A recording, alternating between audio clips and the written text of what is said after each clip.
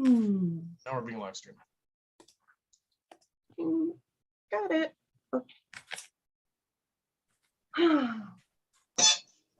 I will unfortunately miss the live poetry in the brew next Saturday because I've got another commitment. But Jeff, Brandon Long told me you're going to be with his Prodigal Poets at an event. Yes, I'm kind of. They're doing their event on Friday, which is apparently their regular event, and I'm kind of doing a short set as a guest. And we're also both featuring at what's it called?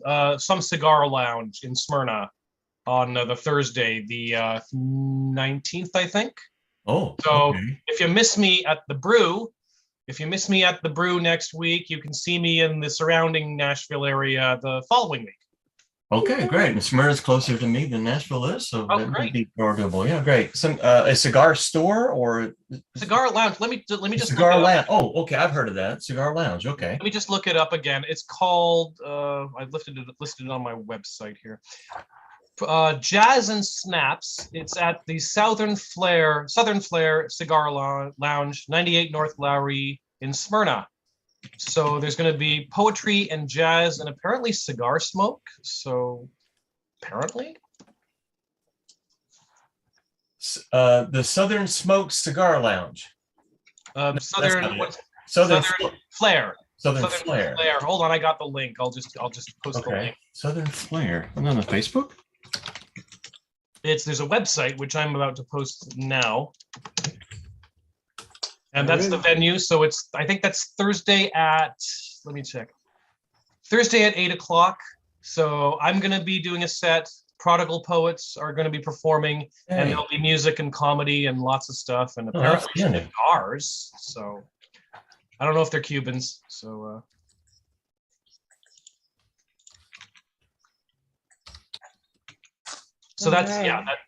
that's the Thursday the 19th. And then Friday the 20th, I'm at the Pumphrey and Beard at 134 North Main Street in Dixon. So that's the Prodigal Poets show. So I'm going to be an honorary prodigal, I guess. Yay. Yay. Rightly so. Oh, okay. Well, that's the fun thing is that when I talk, it shows my photo. Y'all, it is the top of the hour. I am not caught up with the chat. Is there anything in there that I need to see? Anybody have any requests or needs before we get started? Well, how long is it? What's our time limit there, Christine? I think we're doing about 5 minutes. I'm glad. I love having a feature. However, I really, really love getting to hear from this amazing variety of voices we have. So for right now, that's what we're going to go with for our format, and just kind of we'll keep it wiggly. And I just am so open to all your feedback and direction as we go. We're just testing out different things now that we're back and, slightly earlier, and it's the first Saturday, and yeah, keep on wiggling with the poetry. And let's see. Okay, so we are doing the live thing. I've got my phone video with my computer audio. And then y'all have the list, but we know that Hill is going to open us. Phil Lenz did not yet arrive, but I want to say hi to Propaganda Poet and Terry Rose and Generalissimo Brian Franco and Finn Bell and Carl Lowe and Gregory Lanham and Rhoda Thomas, impresario extraordinaire, and Robert McGowan, Hill, Bonnie Soloway, impresario extraordinaire, Rishi, Tim Evans, Jeff Cottrell, Katie Thompson, also an impresario extraordinaire, will be joining us later. Super thanks to everyone helping out with the production. Mike Sindler is arriving now. That's wonderful. Okay, so Robert McGowan, I'm checking my list for you. I don't think you're on it. Would you like me to put you in there? Yes. Okay, wonderful. I'm going to put you in that open spot that we have since Edith dropped out. Oh, Edith dropped out. That's too bad. Yeah, I know. It's very sad. Welcome, Mike. It is so good to see you. And we are going to go ahead and get started. I'll put us in the speaker view. Okay. Yeah, here we go. So let's all do our best to stay muted unless it's our turn or we absolutely must say something very, very exciting after someone speaks. I understand that occasionally we just must respond immediately. And all right. Welcome to Poetry in the Brew on Zoom. I'm so excited to hear from each of you. I'm your host, Christine Hall. I'm having funny things with my camera tonight, but I'm really grateful y'all are here. Caroline Minter is coming in, hooray. Okay, we are going to start immediately. Thank you so much and welcome, Hill.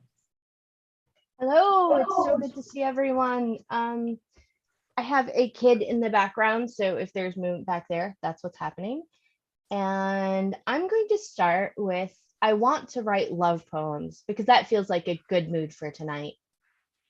I've said it before, but some days, or let's be real, it's almost always nights, I want to write love poems for everyone I know, even those I struggle with, perhaps especially those I am struggling with. Want to write a love poem for every moment when we struggle to love each other without knowing quite how, to reach across gaps of time, distance, ideology, trauma. Some days I make myself cry, trying to put into words every person I admire, create their shapes in the sand of my own personal mental beach, carve something in deeper before the tide of memory loss comes to wash it all away. Sometimes the notes I write myself become nothing more than remember to be grateful for this person. Remember to speak their name with the reverence you hold for trees or mountains. Cradle them like a shell plucked from the rocks at low tide. Sometimes I want to write love poems and whisper them into the shell of every ear, but I've only so many words and so much breath, you know?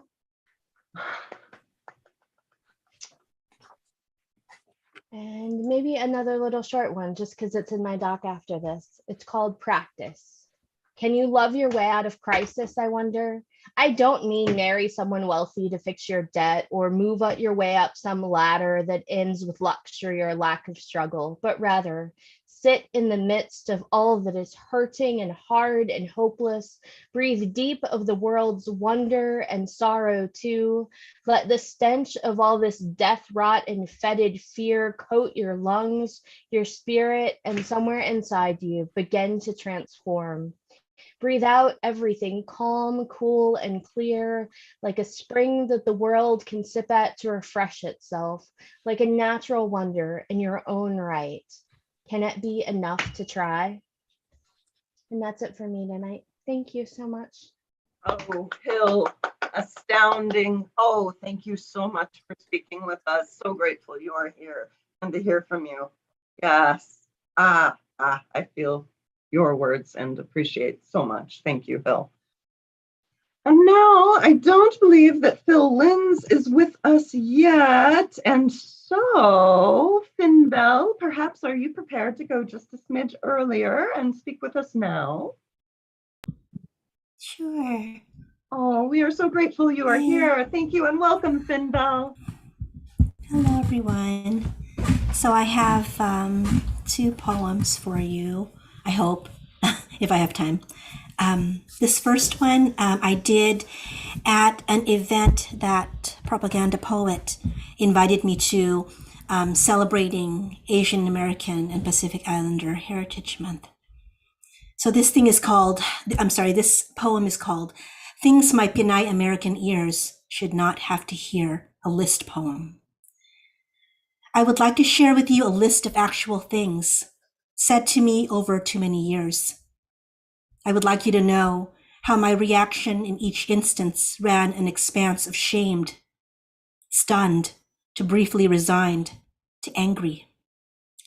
I would like you to know I am not always proud of how I responded to these utterances in the past. I would like you to know I put my foot down now. Say no. Please watch the words that emerge from your mouth. Ignorance cannot be an excuse to stand behind. Do better. Words slung recklessly cause damage and hurt. Do better. Number 1. These Pinay American ears have heard you call me pretty ching chong girl, geisha girl, island girl. Keep your fetishes to yourself. Number 2. These Pinay American ears have heard the curiosity in, why is your skin not white and your eyes not blue? America, land of immigrants, color allowed, but the palate limited. Number 3. These Pinay American ears have heard the disbelief in, but you speak English so perfectly, as if this raises my percentage of credibility, of Americanness, of worthiness to stay. Number 4. These Pinay American ears have heard you ask me, no, where are you really from? Would you be baffled, pissed off if you were asked this and not believed over and over? Number 5. These Pinay American ears have heard you ask me, Number 5, these Pinay American ears have heard beautiful Tagalog phrases like kamusta ka, maganda ka, and salamat, mocked and mangled. Are we supposed to simply smile and be honored? Number 6, these Pinay American ears have heard you wonder if people in the Philippines lived in houses or mud huts. The savages have running water and Wi-Fi connectivity too. Number 7, these Pinay American ears have heard you give up and declare, I won't even try to pronounce your name. Each syllable phonetic is as it appears. No excuses. No excuses. Number 8, these Pinay American ears have heard the snide asides. Filipinos are only ever after foreigners and a visa. Consider the absurdity in this claim the next time a Pinay housekeeper cleans your hotel room or a Pinoy nurse soothes your ailing grandmother's fever. Number 9, these Pinay American ears have heard your intended placating inside of intelligent and industrious, molding us your model minority, more us than them, wanting us to be that divide. We will not provide the wedge that alienates our brothers and sisters. Number 10, these Pinay American ears have grown weary of what they hear. These Pinay American ears will not listen anymore. And then I wanted to close with a poem that I've borrowed from a friend who's been so gracious to share with me. This poem he dedicated to Ukraine. It's called A Prayer to Saint Javelin. And this is from a poem by my friend Lawin Bulatao, Prayer to Saint Javelin. Saint Javelin, watch over us. Saint Javelin, deliver us. Deliver us, Saint Javelin, from those who would turn our neighborhoods into battlefields, our bedrooms into tombs, our playgrounds into graveyards, we pray. Saint Javelin, watch over us. Saint Javelin, deliver us.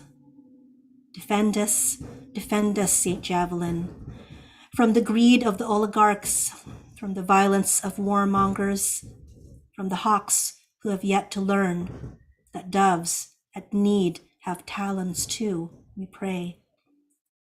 Saint Javelin, watch over us.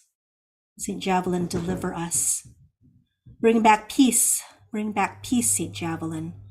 Let our enemies hear your gospel through the dead iron of their armor, over the rhetoric of their leaders. Give us the courage to face our foes, we pray. Saint Javelin, watch over us. Saint Javelin, deliver us. We pray for the day we no longer need to pray to you. Amen.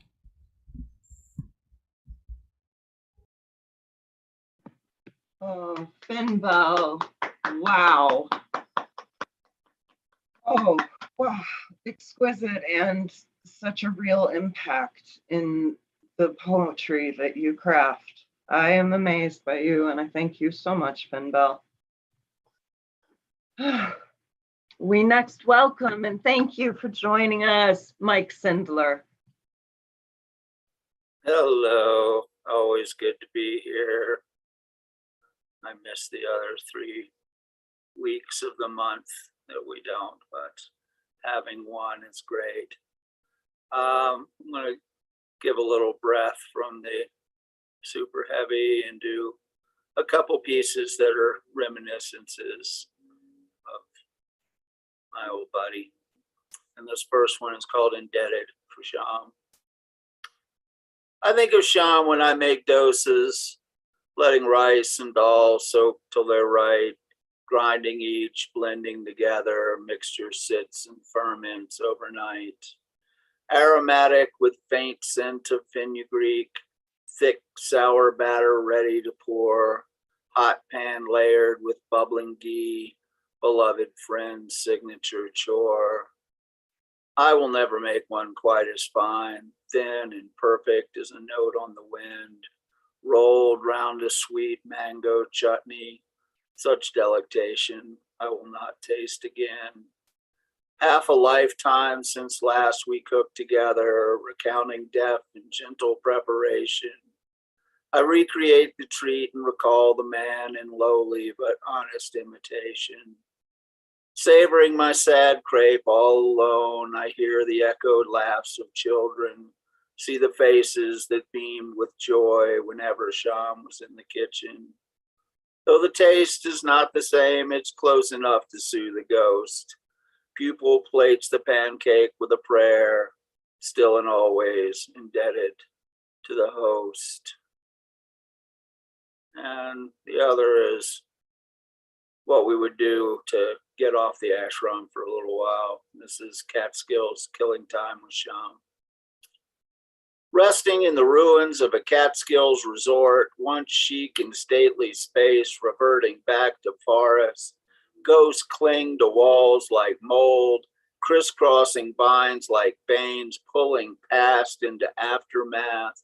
Occasional outsized furniture, past purpose, decaying in dark hallways. Bees make nests in walls that once reverberated to Borscht Belt comedian shtick, now quiet enough to hear rodentia scatter, chatter, and shuffle. Birds paint floors and furnishings with guano. Various fauna gather in tentative new coexisting communities. Could long gone architects have known how easily life would cover over enclosures and reclaim vain space made moot by advent of aviation? Did they believe Yarmouth youth would still bounce balls on cracked concrete tennis courts, matrons and mashuganas floating in dry depths of empty pools? How foolish are we to think the mark we make is more than thin chalk scrawl worn and washed away to nothing? Still in all this quiet space of peeling paint and decades of dust, liminal zone where feral nature overtakes arrogant, impossible, promised endless holiday, is still hospitable to those who choose to linger in contradiction. Okay, thank you very much. Oh, Michael Sindler, thank you. Your insight is searing every time, and I just love what you put to word. Thank you, Mike Sindler. Thank you so much for joining us. I do not believe that Fatima is here. I actually saw Fatima live on Instagram right before we were starting. So if we need some of their poetry, we know where to find it, but we'll look forward to hearing from Fatima when we can. Next, though, I am so excited and thankful to announce the return to the brew of Generalissimo Brian Franco. Thank you. Oh, thank you, Christine. I'm so glad to be back. And we'll start with the Queen's Secret Siberian Sisters. Queen Elizabeth of England was recently sold for $75. She was dressed in a conservatively tasteful Savile Road hand-tailored off-white dress, accented by a blue sash, her signature heirloom pearls, and a jeweled crown. I wonder if whoever bought her placed her in the center of a mantle to the left of a set of unnested Russian nesting dolls lined up from small to large at the end of the mantel, and to the right of Aunt Gladys's pride and joy collection of ceramic roosters no one wanted, but is now a point of pride in the owner's home. In the middle of the night, when all the tchotchkes come to life, a la Night at the Museum, the nesting dolls try to teach Liz how to dance. They humor her every night when she can't get it quite right. Liz doesn't mind when her babushka instructors ask to try on her pearls or crown because they treat her like a normal person, not an overprivileged royal.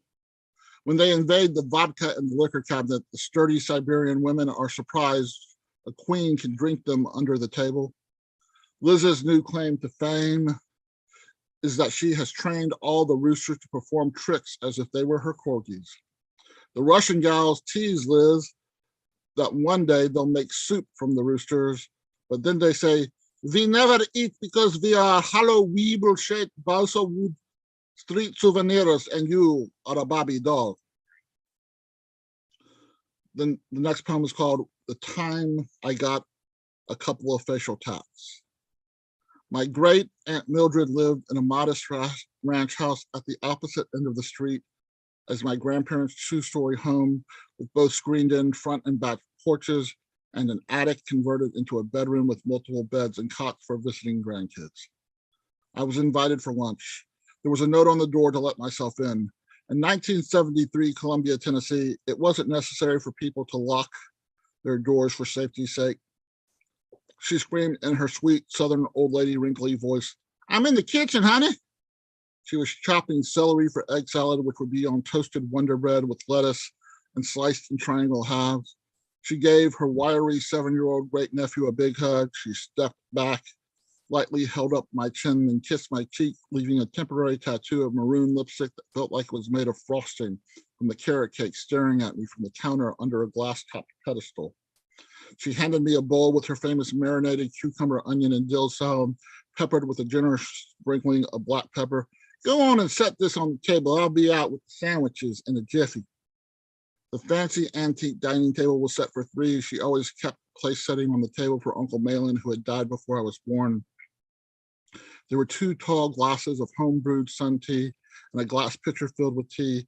I sat down and waited, then let out a loud, high-pitched sneeze that might have been capable of breaking glass.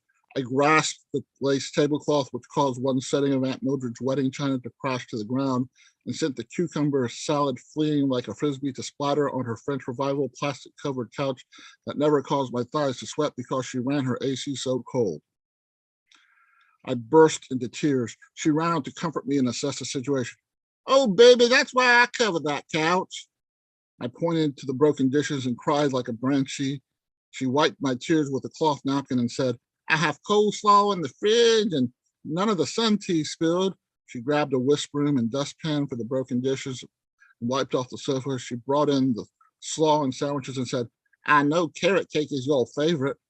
After my second slice of carrot cake, which was accompanied by chocolate milk from a glass bottle, she smiled and whispered, "Let's let this mess be our little secret."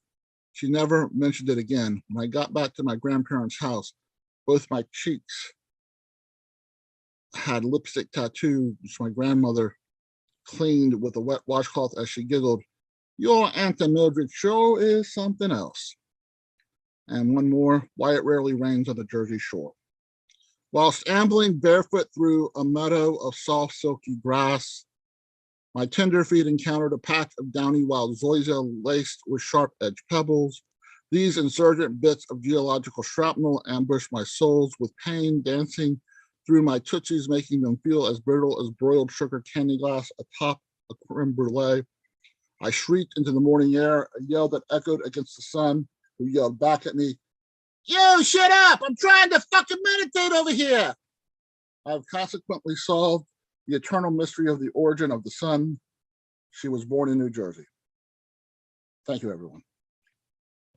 Oh, Generalissimo Brian Franco, the witty word wizard himself. Thank you so much. It is incredible to hear from you again. And just next Saturday afternoon, I do have a Tumble Words workshop. And then, of course, the Monday after that, I am doing my next Cafe Generalissimo. I'll put everything in the chat. Thank you. Oh, fantastic. Yes, thank you, Generalissimo Brian Franco. And now I see we do have Fatima Elizabeth here. We skipped by you just a moment ago, but I can put you up in two more if you hang with us. Let me find you. There you are. Well, okay. Just letting you know, Fatima, we are so glad you're here. And if you would like to speak on another couple poets, that would be fantastic. Right now, I do believe we have a first timer on our microphone. Very excited to hear from you and grateful that you are joining us. Thank you and welcome, Jackie Maury Grace. And please let me know if I've pronounced that right and if that is indeed the way you like to be introduced. No, that was perfect, actually. Yes, thank you. It was my first time. So I didn't know what to do. So I've just picked this one, which is called The Cursed and the Damned, and it's nothing but a story. Okay. The horses, their hooves sound like thunder. Rosalie's voice was too loud. Her whisper of voluptuous crash in a dark space under the bed where she buried herself with her sister. Aria's reply was a tremble. They'll heal, they find us, she hissed as she bunched up her fist and fought Rosie's sharp prang stab in the ribs of the bone that bit from her elbow. Aria pinched and Rosalie sighed. Then on hearing a terrible clang, clatter and bang, all feuds were forgot and one gripped the other. And like that, they lay under the bed and they cradled each other. Rosalie wished then she remembered her mother. Papa had always been vacant or staged. He'd plenty of friends when the winnings came in, but more than a few enemies made when times got thin. She thought lately she'd try be a good daughter, tucked him in rags when he crashed on the floor, wiped his face clean of the spew on his chin, and threw out the booze that he brought through the door. Aria thought only of ships in the sea, had cotton wool crammed to the cursed and the damned, swashbuckling maidens, pirates, smugglers, sirens, the world was a play and a cast was its sailors. Rosalie thought Aria quite mad. Aria thought Rosalie dull. But as each listened to the thump, thump, thump of the front door, their hearts throbbed as one, and as one they lay still. Knock, knock, big man, we want paying. Aria's hair tickled Rosalie's ear. Short as a boy's, it stank of dried dirt. Rosalie's own was a shining dark mane. Well, I've nothing for you, Papa told them. Take a look if you like and take what you want. And immediately both girls inhaled as one body, for both of them knew father was not to be trusted when father was drunk. Aria paused and whispered, just so you know, I hate you. And Rosalie whispered, and I hate you right back. But as each twin twisted round the other twin's finger, they both breathed, no, I love you. Then clicked the sound of the latch. Aria was sold to a slave ship. The men thought her too wild to keep a house clean. She slept in her own filth. Oh, hang on a sec. She slept in her own filth. Oh, yes. So she tricked the captain and slit up his throat, then sailed the whole world in her own little boat. Rosalie survived 9 years on a farm she barely knew sleep and was worked to the bone. And when Papa finally sobered enough to come fetch her, she clawed at his eyes and she cried for her sister. Aria returned home with a fortune and a band full of swashbuckling men. She stormed the whole town where her childhood was stolen. Then when Rosalie emerged from the damage she'd done, and her sisters embraced as one, and Rosalie said, well, it looks like one of us had fun. Aria reached in her pocket and she pulled out a gun. Who gets it first, said my sister. Rosie lowered her eyes and she lifted her finger, pointed it straight at the farmer's wife's head and said, well, I think she deserves to be shot right dead. Boom, boom. The town jumped to attention. Aria said, so the farmer? He's next. And closing her eyes, Rosalie sighed, yes, and all the rest, but Aria, do not touch the children. Bang, bang, the gun went, and everyone screamed, and the shooting went on and on and on and on and on and on and on and on. So somebody finally dragged out their father, and Rosalie swooped down on him like a vulture, but Aria cried, no, put back your gun. But Rosalie turned to her father and shrieked, Papa, please run, as father vanished into the distance. Aria cautiously eyed up her sister. We're twins, Rosalie. We come as a pair, and whether or not you decide to agree, we're coming with me to sail the whole sea. So the sisters set sail for the sunset. And Rosalie found she kind of enjoyed it. As Aria shot people generally caused chaos, Rosalie cooked and she cleaned and she baked the men biscuits. And when the day finally came and the ship took a hit and the play was done, and well, that was it. Together they cradled each one to the other, and their hearts beat as one. and they died together. And her hearts beat as one. And they died together.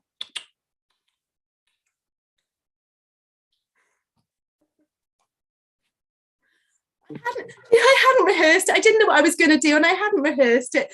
But thank you, because I haven't. Normally, I have to say what I do is I replace the gun with a water pistol. So when I perform it, I shoot everyone with a water pistol, which is obviously more fun, and I can't do that when I'm online. But thanks for having me. Oh, you are just fully marvelous. Jackie. Oh, Jackie Moray Grace, thank you so much. Enthralling. You've given us all a flush and a rush, and that is just immense. Thank you. I really hope we hear from you again. Oh, thank you. It's the first time I've been, this is America, isn't it? It's the first time I've been to America. So it's, yeah, lovely to meet you all. Oh, welcome. We're based in Nashville, and it's so good Oh, there's to a have you with us. Nashville one. Right, I've heard of Nashville. Okay, all right. I've heard the Nashville open mics. Okay. Thank you for having me. I'm sorry to stumble. Yes, just honored you're with us. Thank you so much. Oh, thank you. Well, Jackie Moray Grace. Yes, wondrous introduction. Now next, let us see. Oh my goodness. So we welcome so verily the return, and thank you, Sergio Ramon Rodriguez. And I do see we also have Serena Lucio in the house. All right, it's incredible to be back. I'm glad I'm seeing and hearing everybody. For those, I think like the 4 or 5 of you that don't know me, my birth name is Sergio Raymond Rodriguez from Gary, Indiana, 1984. It's similar to Chicago. So I've been reading poetry at the Brew. I used to live in Nashville actually, and I headlined the event once. And I'm still writing. I moved to Arizona right at the beginning of the pandemic by accident, and here we are. I was still participating online here, so I'm still glad to be a part of Nashville and be a part of the poetry community online. And those of us across the pond, welcome, of course. Hope it's not too late. All right, I'm going to throw a link in there real quick before I start. I have released a poetry anthology, not a short story anthology. It's just called the SS Anthology. My next anthology is going to be a poetry anthology too. So some of the things I'm reading here and that I have read for the past few years are going to make it into that anthology. I finally have like a few hundred, so I'm like, I need to release this anthology. So check out the SS Anthology. If you have Amazon Kindle, you already have it for free. So check it out. It's like 99 cents digital. The hard copy is a little expensive, but I'm like, I really wanted a hard copy this time. It seemed nice. All right. So after the shameless plug is out of the way, let's see. I just got one poem here. It's only a page. So let's start. Let's see. This one was written particularly because I was rusty at writing poetry and I just didn't know how to get into it again, but I think I might have. So you all be the judge. Be honest. I'm thick-skinned. It's called Get in the Moment by Serena Lucio. It's, don't be in the moment. Pull out. Pull out.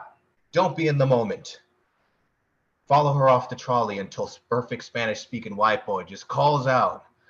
And don't get her, just don't get it. Just don't get her seashell tiny pearl dress, her glowing gold metal skin. Probably taking all of our jolly go fuck it all with that moment. And don't understand that empathetic comeback, that moment of getting the moment. It comes for the copacetic. It doesn't reach far enough. Just asking for the pathetic retirement with the 24/7 medic. And it drags off the trolley. Until perfect Spanish-speaking white boy calls out again, hey, get back on the trolley. This is the wrong damn stop. Don't get Lisboa's trolleys or Ivory Tower of Academia. The Greater Recession, round 12. Never followed anyone before or since.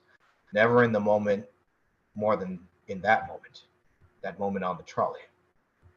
I don't get how there's no comeback, no magna cum laude finished degrees, no foot tapping akimbo spouse or undeserving worship children, IKEA sterile home dictatorship, 15 seconds of social media fame. Don't get it. Multi-thousandaires. It's a new thing. Pots of gold. No healing in the name of the objectively worse. Not after all that was lost in the moments ahead of the trolley. Rotting inside parents, forever exiled siblings, 3-job, 4-kid having friends. Fake first and last loves, touting pretentious faith-based atheism, anarchy, totalitarianism, all the same. Credit so low you can't even afford to lay away at Sears. Debt defying healthcare wounded bills, and the creation of all nouns closer to the pores in life's porcelain face. Don't understand hopping back on that trolley. There's so much more than any girl in any trolley out there. So much more than her Moroccan face, Portuguese, yellow, sun-setting skin. Unknowable. Most inner moments unknowable.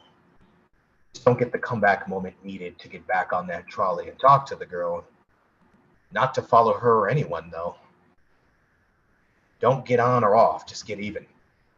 Get to come back from moments not taken, from people long taken, from those who just don't get being in and out of the moment at the same time. Learn how to be in the moments so that we can earn the moments we truly want and desperately need. Don't get back in the moments with dull as cucumber people droning on and on like air conditioners about control, freak homeowners associations, jail tastes and hiking trips to postcard recreational spots for selfies, political, economic, religious, self-podcast punk labels, as well as the pretentious lack thereof. Even duller from their attention whore acting careers, their wannabe savior medical jobs, pretentious plant care empathy, worship to pets, who couldn't care less, and dorky, nerdy, geeky consumer product fandom, not culture, and this and more. It just roundhouse kicks us out of the old rich white man controlled uterus, aka the moment. We'd rather tell the aristocrat joke for over 90 minutes. We'd rather follow the girl in Lisboa off the trolley, but it's wrong. Now, wrong according to dull cucumber people shaking a fuck you finger after barfing round intestines all over those who upchuck the same perfume junk all over. It's a junk fest. Or a jerk fest. Right back into the many, many jerk circles. Cannot be in these moments. Would rather daydream about the comebacks, about just not getting it, about a girl following us off a trolley in Lisboa. In the moment, we don't follow. Out of the moment, we pull out, pull out, and get in the moment.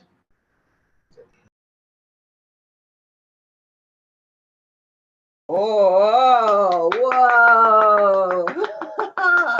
Sergio Ramon Rodriguez, Serena Lucio, thank you so much. You are supremely incisive and so precise in the way you obliterate pretense. Thank you for bringing that here. Truly appreciate you. Stunning work. Next, we are honored and grateful to welcome Fatima Lisbeth. Thank you. Hello, everybody. Hope you're well. This piece is called The Aftertaste of Gospel. Under the prescribed benzo blood moon, the sun-baked hanging trellis sinfully winks, begging to be cleansed by the fiery arrogance of the wolf's smutty lick. The squashed, herniated marrow is tenderly swallowed, and flea-bitten bones are turned to turmeric talc with elastic embraces. Soldiered lines of monsoon's sunshine tempt itchy beaks to obediently blow. And the lies, the unfaithful lies, came inside, deliciously bloated from the overindulgence of this wrinkled feast. She lays her doughy self on the overweight cobbles, satisfied but infinitely unsated. She flinches with every crummy twist to find a faithless slice of comfort, but it callously betrays her with envy, punishing her bagel flesh. Absently, she recalls the last they had promised, spoke in dove prose, a musical melody, chocolated in the maple of baklava, but they lied. Eventually, she understood they were lactose-spirited and therefore empty and diabetically dependent on her dolly elixir. Uncomfortable, she rises, Something catches her cryptic gaze, and her marmalade eyes dart with an arrow-like swiftness. It's the chicken breeze, feebly exhaling an unwelcome warning. Beware. Your greed will become the bait wielded to ultimately end you and your reign. No eulogy is paid to his over-anxious fabric forecasts. His patriarchal flatulence poisons the menopausal air. It's the stench of unresolved trauma, ebbing hairlines and entitled testosterone. She shoots him a clear stare, breathes out to release ruffled needles loosened from an almighty summits within the blushed cradle, nurtured in a copper reservoir of the resurrected vortex, unleashed from her tightly braided obsidian longbow and peacefully plunged into his craven pigeon heart. Feathery fireworks litter the flushed sky, and silence resumes with the whip of her ancestral mane.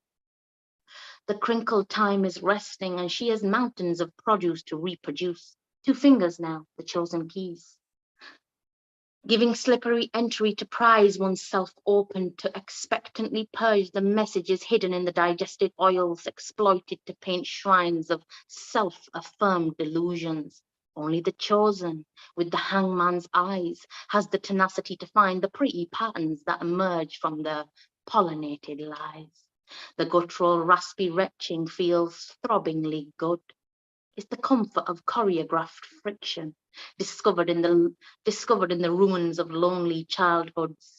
Her body hypnotically contorts as it's purposely been rebuilt from cartilage, uncoiling bonelessly, falling onto moccasin knees with each dispension. Her thirsty subconscious begins to yeast on the deposits of betrayal, and the tinsel, who pretentiously squeal, can be heard from their orphan nurseries, sweetly swaddled in strangled veins, pacified with their own severed, laughing tongues. Come share with us, they voicelessly shout.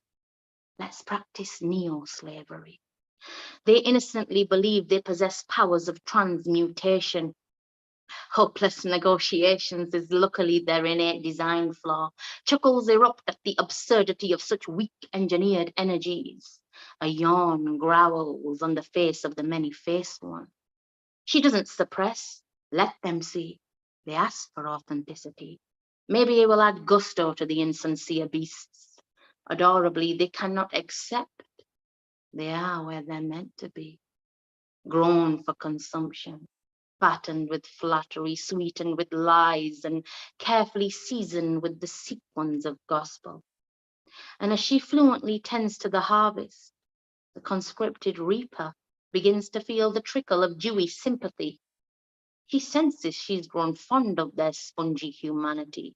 A corsage sneezes, inspiring an ovulating breath, emitting a weeping daffodil discharge. She empathetically emits a mapped psalm. It's a sedative gifted to the organically calmed, to bless their odyssey back to mortality, and from her inferno chest descends an elegy of a midsummer condolence. Come with me. Let me fill you so you can righteously believe. You cannot escape, succumb, please. Open your eyes and you will see. Nothing says the chronic, only lies, oceans of lies. But you will see me. I did tell you I'm no good, but you're in love with the taste. We've become one. Be sincere with me always. Let's fulfill the nectarine prophecies with an insanity that will overwhelm the synergy of the sun. Fear nothing, my love, but the nothingness come. Thank you. Wow.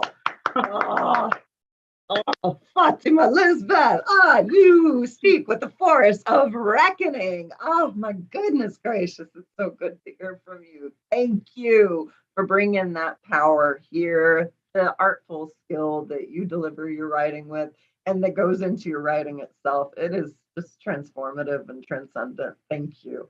Ah, So wow. It's so lovely to be back here. Yeah. Thank you so much for having me. Oh, yeah. Thank you. Fatima Lisbeth, yes. Next, we are welcoming with great thanks Tim Evans. Okay, you can hear me. Good. I really wish I didn't have to follow that, but I have to. So that was amazing. Okay, I got two here. One is from my book, which you can get. You can either email me, my things up there, or you can get it on Amazon, which we won't talk about. But anyway, the first poem is an ode to what was a crack in Swansea pub, actually, a bar in Swansea. It was called the Tenby, and it goes like this: ode to the Tenby. The Tenby was always where demons and drunks walked and staggered. Back in the 60s, we knew we could always get served there. Llanelli boys under 18 on the run from saucepans, tafia of Taliban aunts. We escaped into drunken afternoons in sunny Swansea publand, wading through the smell of stale beer and number 6 cigarettes. No one knew our faces in these streets. We had graduated from drinking Spanish Sauterne from the bottle in deserted Swansea schoolyards to finding out which Swansea pubs would serve us. The Tenby always would. The place had a sort of a reputation. We shuffled nervously at the bar while the barman served up the Tenby's cheapest hit, cider slops from the plastic container below the taps that caught the spillover. It could be bought, I remember, for 6 pennies a pint. It was known as Scrumpy for some reason, though it bore little resemblance to the Somerset cider of that name.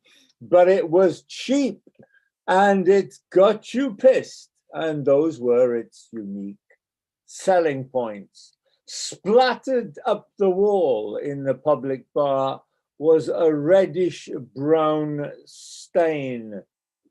It was said in whispers that it dated from when a Mayhill hardman had taken a dislike and a broken bottle to an enemy's face.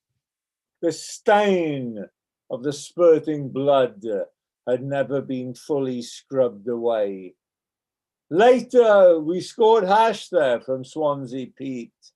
Jesus' hair and beard, thin as a tree in winter. White as That's hilarious. Did you throw a grenade? Yep. We got some noise. All right, let's see. Anyway, I will pick up from Jesus' hair and beard, thin as a tree in winter, white as a vampire in a Swansea sky. The man who taught me how to use a chillum, always good for a quid deal of Afghan black. Swansea Pete, a legend in his own lunchtime. The last time I saw him wasn't in Swansea, but in London, near Kensington Church Street. He was completely wasted. Hey man, he said, got any skag? I couldn't help him. And although I never saw him again, he must have got his act together because I heard he was back in Swansea. And when I moved back, I went looking for him. I checked out some of the obvious places, one of them being the 10B. The barman told me he died a few months ago. As a mark of respect and to remember him, they'd taken his trademark denim jacket, framed it like an autographed football jersey, and hung it on the pub wall. The barman pointed it out to me. It was more eloquent than a football jersey, and it was autographed, but in its own way. Distressed denim and rusted badges, stains and rips, gashes and slits. A man's life hung there. Rest in peace, Pete. Sorry we never managed to meet again, and sorry you had to split so soon. The 10B, too wicked to live, too fast to die. And although it now kids itself, it is a coffee house, it is merely in denial, because spectral speed freaks, ghostly junkies and dope fiends will haunt that place for all of eternity. That place where demons walked, that place they called 10B. I got one more, which is like a new one, and it hasn't got a title yet, but it goes like this. Today, we have passed through wet streets, dreaming of the glory days that we thought would never end. But even today, here, now, there are differences. There, broken curls of smoke rising from the rubble, crawling its way into the sunlight. Here, leaves, apple blossoms, untouched by flame. There, the shouts of weapons. Here, a sky like a starling's egg. There, skin caked with blood. Here, a sort of peace. There, steam rising from the carcasses of scorched vehicles. Here, some safety. And all safety is sweet, but all safety is conditional. There, the conditions simply vanished one day, swept away with brains and limbs and all the other delicate intricacies of people's lives, so that now there is no safety. Not there, not here, not anywhere. Because everywhere, the peoples of the earth are bound together, whether they know it or not. And rulers and generals who murder the people of one country, be it Iraq, Afghanistan, the Ukraine, Yemen, will tomorrow turn around and murder the people of their own country. Wars have a strange habit of coming home. So today, we passed through wet streets and we dreamed of those far off glory days. Because today, we are all refugees. Okay, guys, thank you. Thanks for listening. And it's really nice to be here again after really long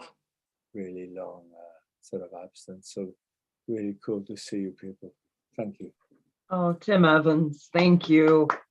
Oh, thank you so much. Yes, enchanting and grueling in turn, lucidity and gravity at once.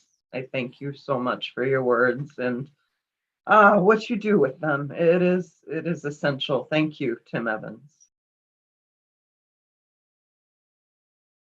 Next, Thank you and welcome. So happy and grateful you are here, Caroline Minter. Hi, everyone. Okay, bear with me. This title is I Got an Email. From ebony to eggshell, he stands erect. He's a male. From the time he was an embryo, this male was like ready, set, go. An electrifying and enterprising foe. Ethics and ethics is his flow. Well educated, an essay of sorts, his words transport. Exponential is his reach, epic when he speaks. Ebullient always, electrifying crowds. Euphoric is his smile. He rises in the east and signs endorsements in his sleep. Exposes and exports nonsensical things. Equality oozes from this human being. See, he's an espresso cup of coffee on a cool winter day, exhibiting his effervescence in his own extraordinary way. Like an equestrian on a quest, he questions everything. Exegesis, eisegesis, he breaks it down, if you know what I mean. Aesthetically pleasing, easy on the eyes, an Eiffel Tower rising in the sky, an Empire State Building, building brothers, other brothers up. The epidermis of his essence is more than enough. An enigmatic and ethereal ball of energy, a living documentary. The earth echoes his essence. You be honored to be in his presence. Excretes excellence and is economically sound. His environment embodies elegance. Exceptional, he can be found. Tasty like an eclair, leaving you enamored. Walking around like you're hammered. 8-ball shooter full of nothing but life. Yes, he's a tasty little bite. Erotic and exotic, extraordinary, you would say, the epitome of a man on any given day. His ensembles are embellished and it's his style, got self-esteem that extends for miles. Ecclesiastic and ecumenical, at the same time, equipped to edify your mind.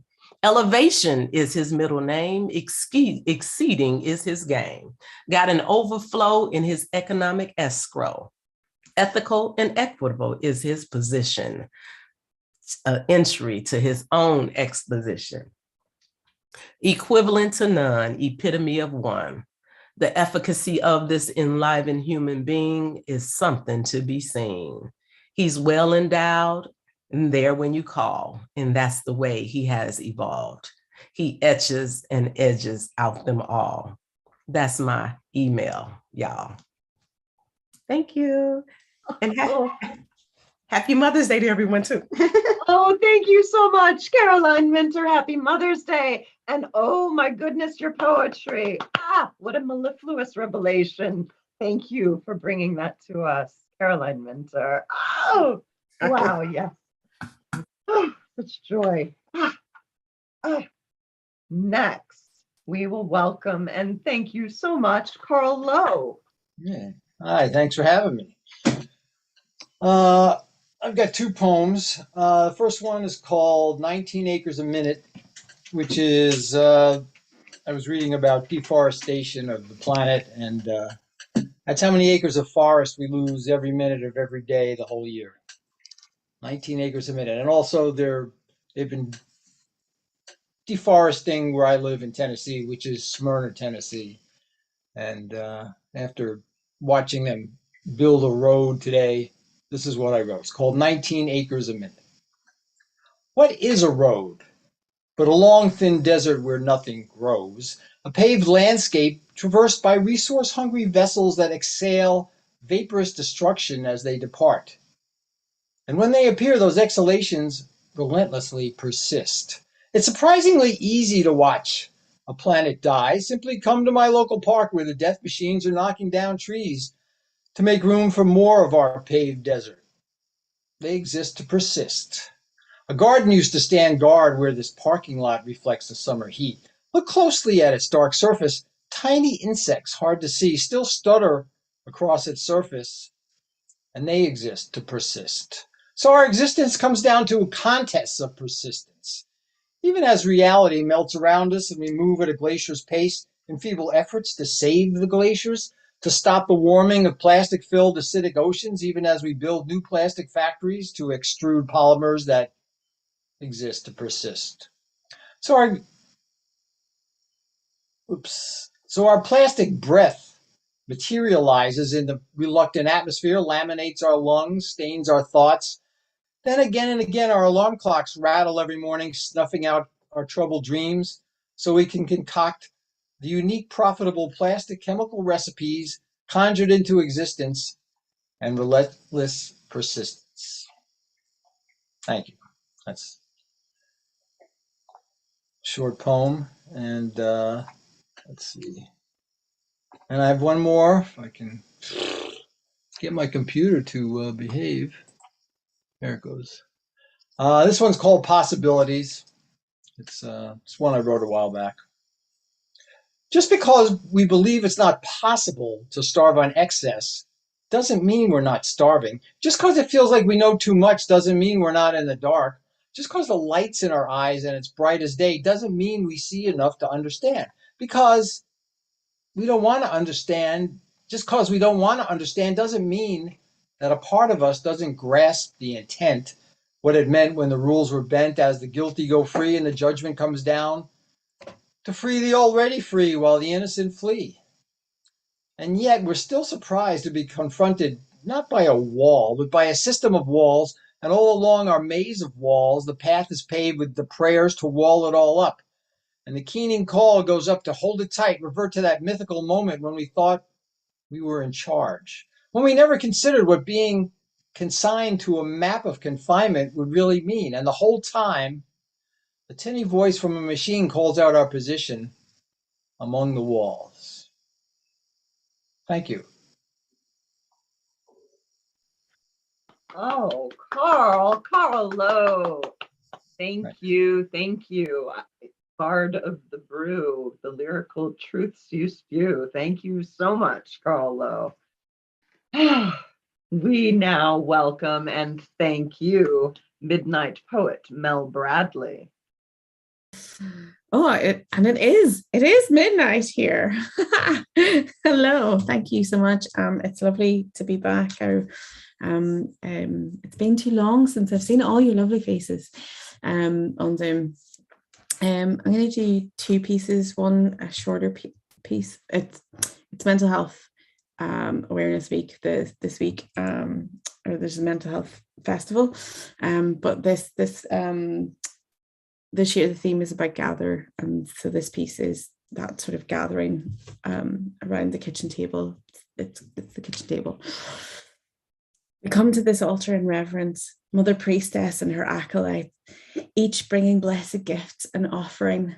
I'll carry the teapot, you the milk jug, sugar bowl. We gather cups for communion, warm biscuits crafted from your hands and mine, through love, with love, in the union of sisterly spirit, with ginger-scented oblations that sanctify this, whose incense sanctifies this breaking of bread. Triple goddess, you maiden, I mother, those before us crone, our own Trisagion, holy, holy, holy. This sacred space is ours. We exchange wisdom, pass down secrets, the casting of ancient spells, legends of our foremothers, the folklore of women, champions of our cause. We laugh loudly, snort and eat together. This is the place of our stories. This is the place of magic, woman magic. This place will not be silent. This place will not ask us to hush, to be small. We sit with feet on chairs, knees folded up beneath us. This place is heart. We held hands here, shed tears of compassion and condolence together, solitary. We shouldered burdens, shared in abstractions, laughed in unison, made lists that would right all wrongs, and loved each other. This is the place we come back to. This place is home, as it was in the beginning, and is now, and ever shall be. Thank you. I'm going to do one final piece, and this is from my show that I've just did back in March, I'm going to do again in September, and then I'm going to take it on tour. This is the very final piece, and this is it's a show about the relationship between the women of Ireland and the Virgin Mary. And this is a prayer from the Virgin Mary to the women of Ireland. And it's about all of the atrocities that have been committed in her name. The whole show is about finding her lost humanity through the misappropriation of her. So this is called Dear Swimming, but I'm going to do this as Gaeilge, so I'm going to do this in Irish. Siad a bheatha bhreá, a lag an bríos an blís go bhfuin, cruithe ag falas na bhar, ar nathair ar neamh a sprag an gríomhaíochtú is focal fáú, an gríomh Syrian an dearg naya at a umper agah ar chuoiche lumsa. Baniu ma haslat wuv, fueniu an baniulat wum, le siv a chaniel sa crúmi neder a shaw, chani isrianta, chirang gan wuning. Fui hosh, fui vron, muncha machanta, gan smal gan an aris gan jerry or be an fian, a coggernach or gluis, o vi shiv sa chliwan. Maninaha. Muncher Davan mancher go chi on ilwisa, ugla a ve or a vro of hain, agus a hila, silu shiv in a sayi leve brisha, curl hila arisha gru an chuma, arnisha. Gan shilav agav orv hain. Costana cura mahasu, rim and yachar niva, the curran ildiv go will low and after agam a gakrug nak me agav, a cur lawakti and lee orv. Iwa aswer lowa.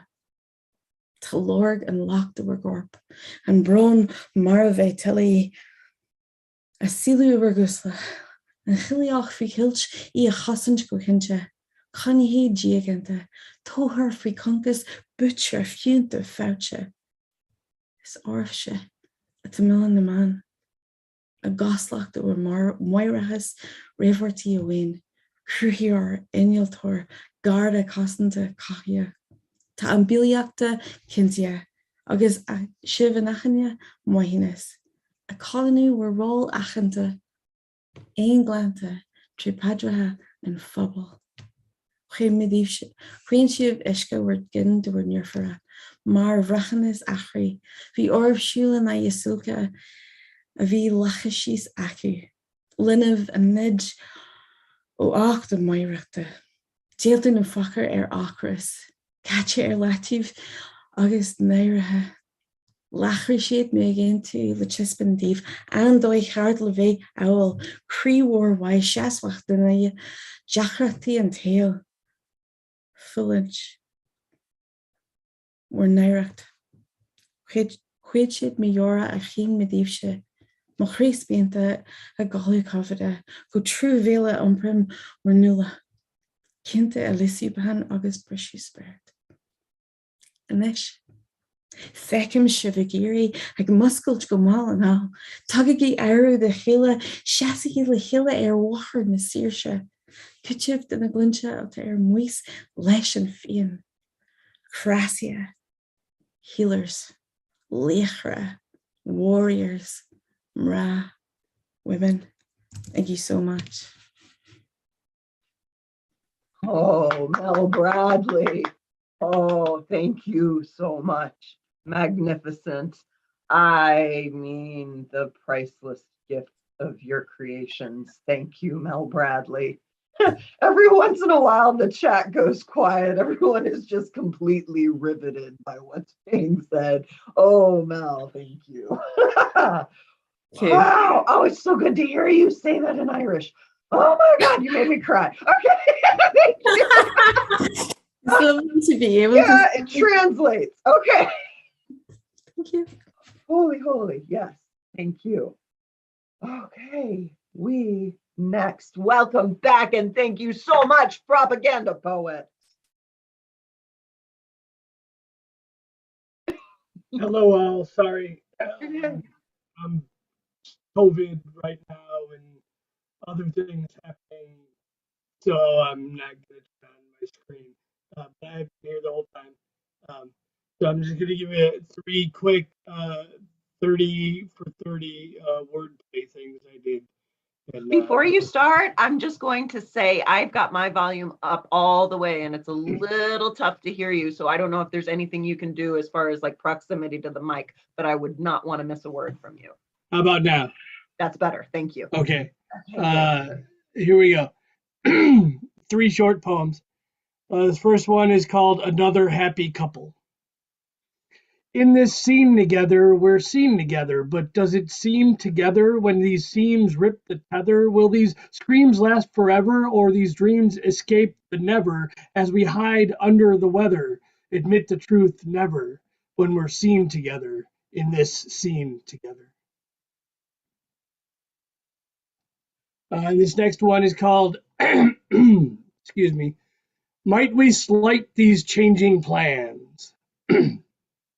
Be like water, go with the flow, adapt. You can't punch puddles. But water can boil over, singe the skin from within until life becomes unbearable. Water can freeze solid to the point that it won't be moved, lest movement and motion become danger and destruction, the devastating wake of glaciers grown wild, melting away millions of miles. Water can be able to weather the storm, but weather that water creates can bring devastation, erode away at creation as the waves crash away at the shores until it becomes impossible to ignore. Be like water, go with the flow, adapt. You can't punch puddles, but they most certainly can punch you. And then this last one is called These Sideshow Attractions House Deeper Distractions. I am a man bun on a bald dude. Yeah, I know that shit don't make sense. But you know, your shit don't make sense to me. All these false allegations of beauty like gallows poles throughout the centuries. Don't act like trending is a new thing when popularity has been singing the praises of master races since the early phases of civilization. Now, if only there were more civility in the citizenry, then maybe we could meet at the cross section of intersectionality, where dreams can actually dance with reality. And maybe, just maybe, we stop limiting these definitions of humanity instead of just coexisting in this insanity. Thank you for listening. Y'all have a wonderful day. Thank you for encouraging my behavior. And thank you for being poets and holding places like this so that we can process this global trauma. Oh, propaganda poet. Thank you. Thank you for bridging the clever and the genuine with so much beautiful capability. I love the breadth of your work. It's fantastic. Thank you, propaganda poet. Love when you join us. Yes. Hey, is it true maybe that you might be making it in person for Jeff's feature? Am I speaking out of turn? I really thought no. Life is really chaotic and unstable right now.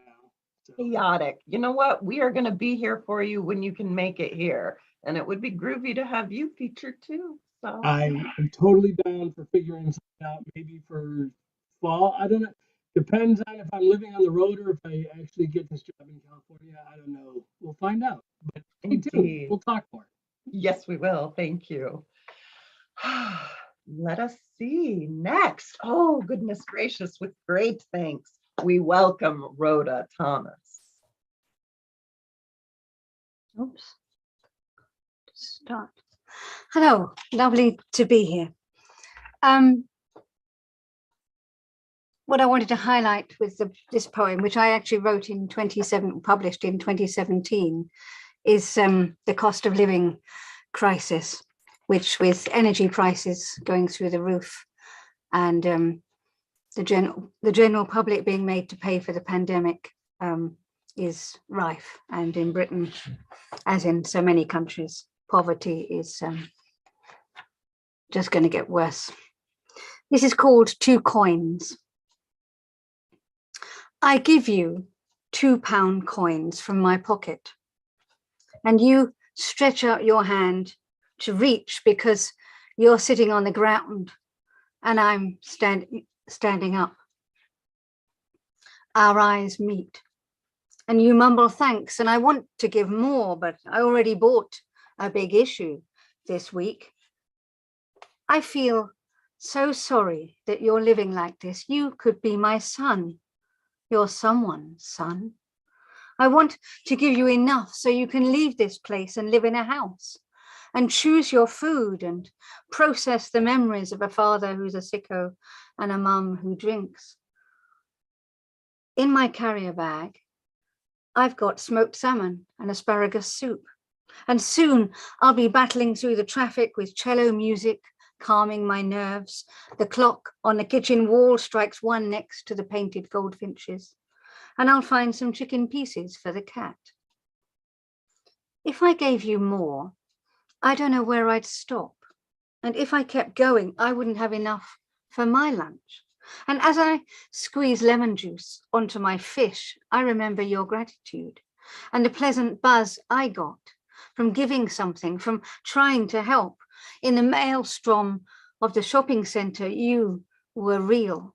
You were the one I said hello to, not all those people pushing to get to the tills in the mad frenzy of consumerism that they hope will blot out their pain too.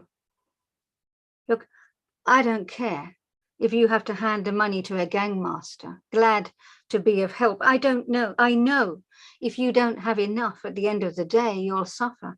And if these small amounts of money add up to save you from sex round by the dustbins, or help you to buy the anesthetic that stops you feeling too much, well, I'm glad. I know you can't sleep, and I know you don't feel like eating, and I know you're weak, and I know you're afraid, and I know your things have been stolen, and I know you once wanted to be a footballer. I know you're past grieving. I know you won't last that long. I know you're treated like shit. I know you're through shame. And I know that you don't think that anger is an emotion that you're allowed to have. I'll pour myself a glass of wine, and tomorrow I'll go on the march to put an end to this situation. If you can't do it, I'll go for you. And those coins are my promise.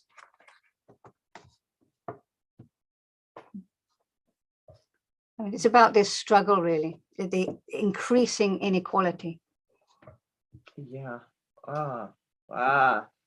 I mean, the kind quality of the perception that you lend to such a subject as that. Rhoda Thomas, that signifies your work. Thank you so much. Yeah, the knowing that you mention you are able to give with such sincere compassion. It is moving and it's unwavering, and it's really important work you do. And thank you for lending that voice. And yeah, may it be amplified. May it be shared and connect with people, who very much need that clarity of vision and that projection of their needs and that acceptance, yes, that you offer. That allowance is so gracious and so real and so necessary. Thank you, Rhoda Thomas. We next welcome back. So glad to have you with us and hear from us. Thank you, Chanson Bird. Good evening. I have 2 short pieces and 2 haiku. Love is an ice storm. Weather is not in my favor. Stepped out in the storm. Lightning never reached a heart that knows how to love. Lightning's prejudice. Just give me a chance, you cold, wretched block of ice. My heart is open. Let my love melt these piercing icicles to become water in the river love. Number 2, I began with love. I hope to end there. Let's keep it nice and fluffy. Don't make it heavy. Don't tell me about the bills. Let's just poet and chill. To fuss is too much for me. I don't have the energy. So let's sit at the counter. Let's order a root beer float, 2 straws. I'll walk you home and kiss you goodnight. That's all I have in me for now. Haiku. Poetry and brew. Words are ground to perfection, are never bitter. And the last haiku. Grind words like coffee. After all, they're organic, just like a poet. Thank you. Oh, yes, Hanson. Thank you. Your words are so uplifting. You got the missing ingredient, which is love. And I love how you lather it on. It is so nourishing. Thank you. Yeah, I do just love your poetry so much. That's the zing that we need, and it is a delight to hear from you. Thank you, Vincent Bird. Thank you so much. We next welcome back and thank you, Martin Parker. Thank you, Christine. Is my mic working tonight? Sounds good.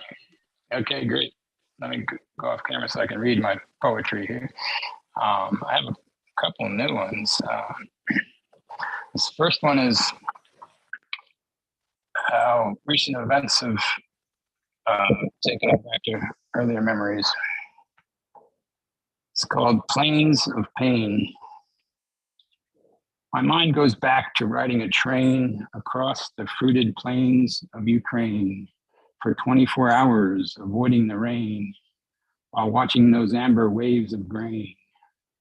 When perestroika was starting to crack the chains that held the nation back, but now that land is under attack, and many who grew now suffer the lack of places to hide from children's cries as fireworks fly over ginger skies, though not from celebration but lies, created to justify people's demise.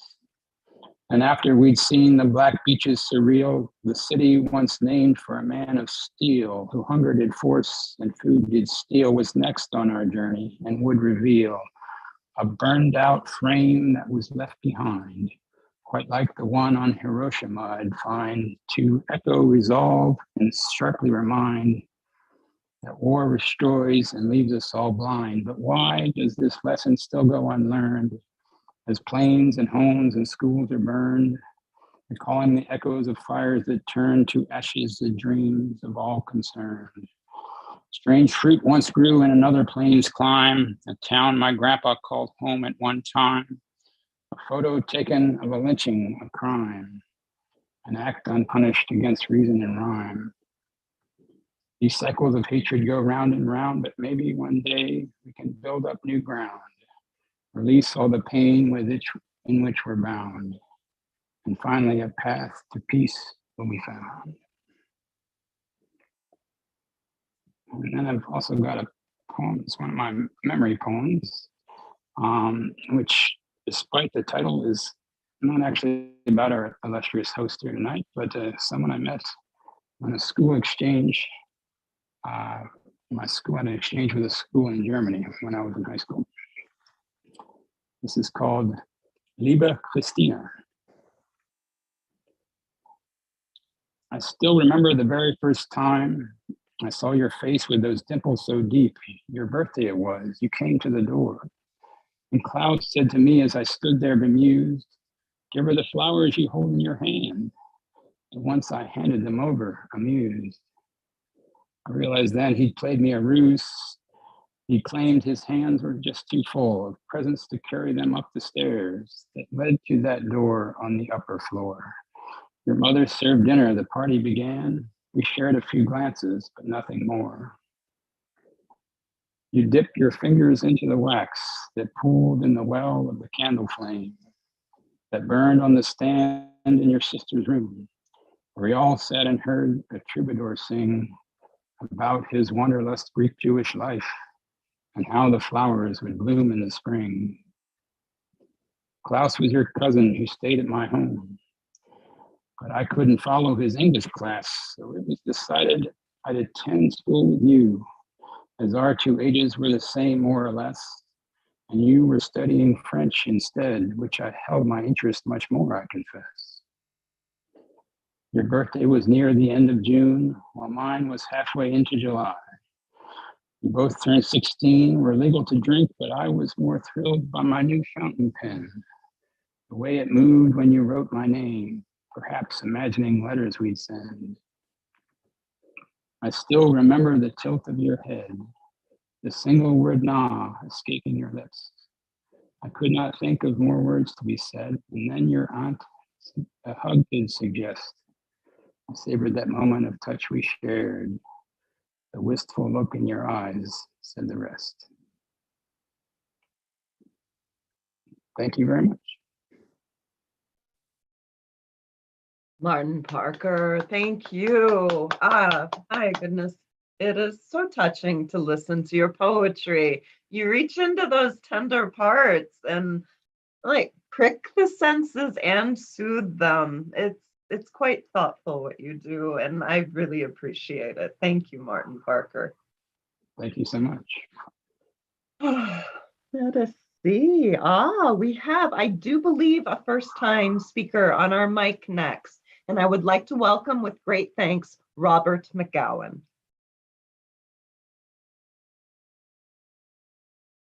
Robert, over here. Oh, got you on mute still.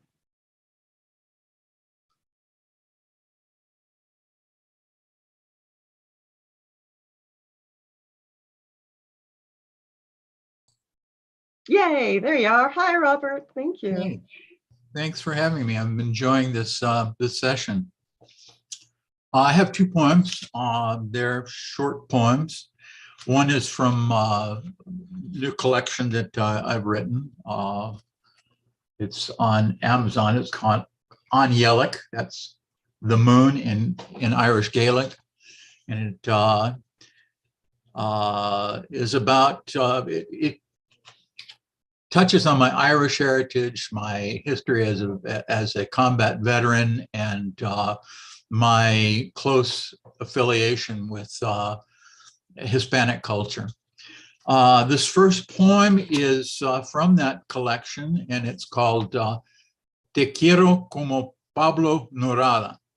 He's my favorite Spanish poet. Actually, he's Chilean, and he was a good friend of the socialist president Allende in Chile before he was overthrown by the conservatives in Chile. And it's about his relationship with his long-suffering mistress, who put up with his shenanigans over a period of many years, but they continued to love each other. Begins with what is it called? A little statement from Neruda, who said, "Te amo como se llaman ciertas oscuras en secreto, entre la sombra y la alma," which means I love you like we love certain things that are in secret between the shade and the soul.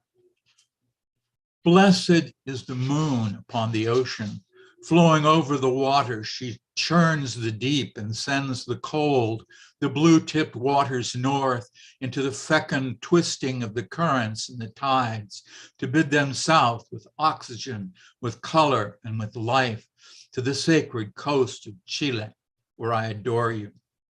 You are melting over the tides as I taste the red wine from the vineyards, where volcanic soil mixes with the brine of the biggest, most peaceful ocean in the world, where the vines grow grapes, where the grapes are crushed and locked in darkness, then rendered into wine. I suck the flavor from the lambs that were suckled in our gentle, almost Mediterranean hills before they were surrendered to the city and sacrificed for you and me, the blameless for the shameful. It might be funny if it were not such sacrilege. I want you like the sinking moon wants the sea. You want me like the humbled current who will do anything to please the wanton moon. You are sinking beneath the table. You are slipping out of your chair onto the rug where I will weave you into every part of me until the tide steers south where all warmth flees, where there is no need to ever breathe again. This poem is my attempt to write a poem every day for the Poets Month of April.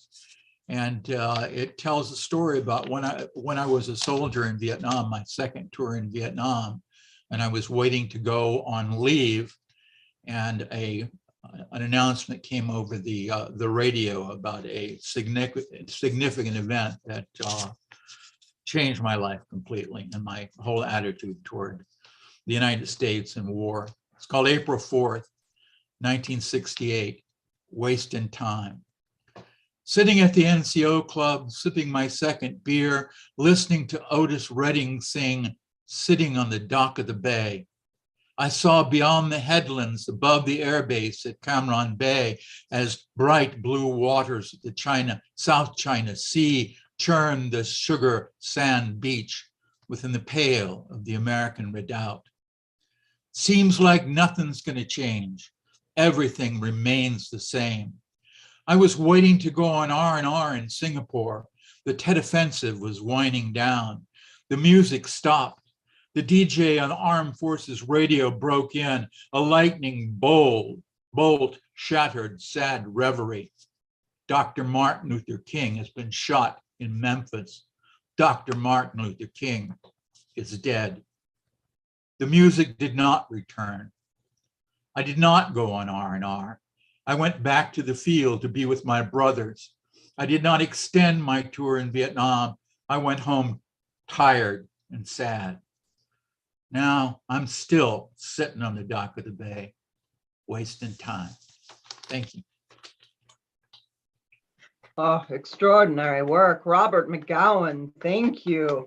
That was heart-wrenching, and I am so grateful that you put it in words and brought this to us. Thank you so much. It would be wonderful if you were to join us again. I would love to hear more. Thank you, Robert McGowan. Oh, we next welcome back. Thank you. So glad you are with us, Doc Janning. Good evening. Glad to be here with you folks. Hold on a second. There. I have 3 short poems. Looking through windows of time, dreaming of now, visions of the future, memories of the past, colors and sounds flow to form and reform images of love and life, their joys and sorrows in all the melodies and shapes of forever. Echoes and soundscapes, light and shadow of infinity. And in the midst of all, a journey, a promise. You.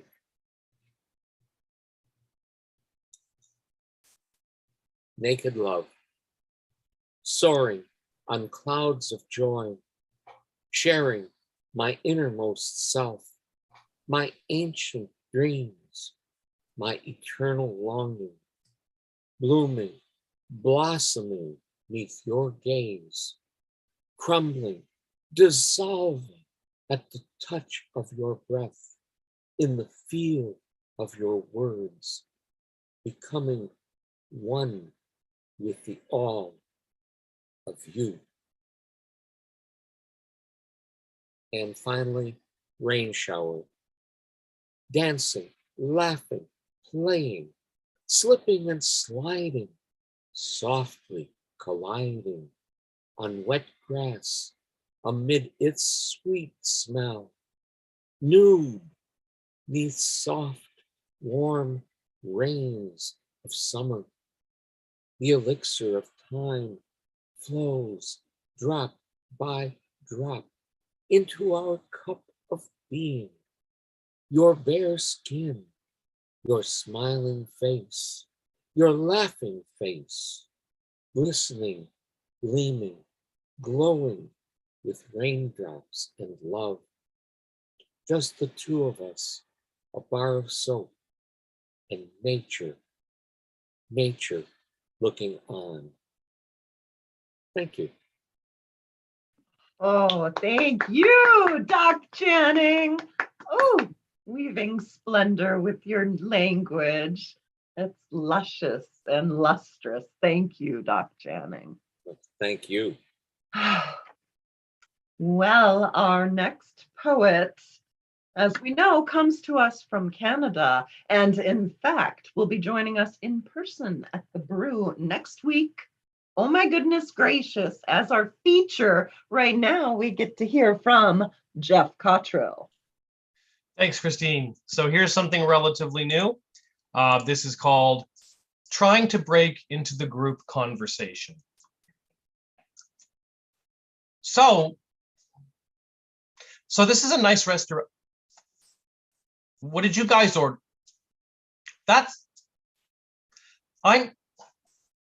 Well, the thing, I saw that. Yeah, that. If I know what you, I know somebody like,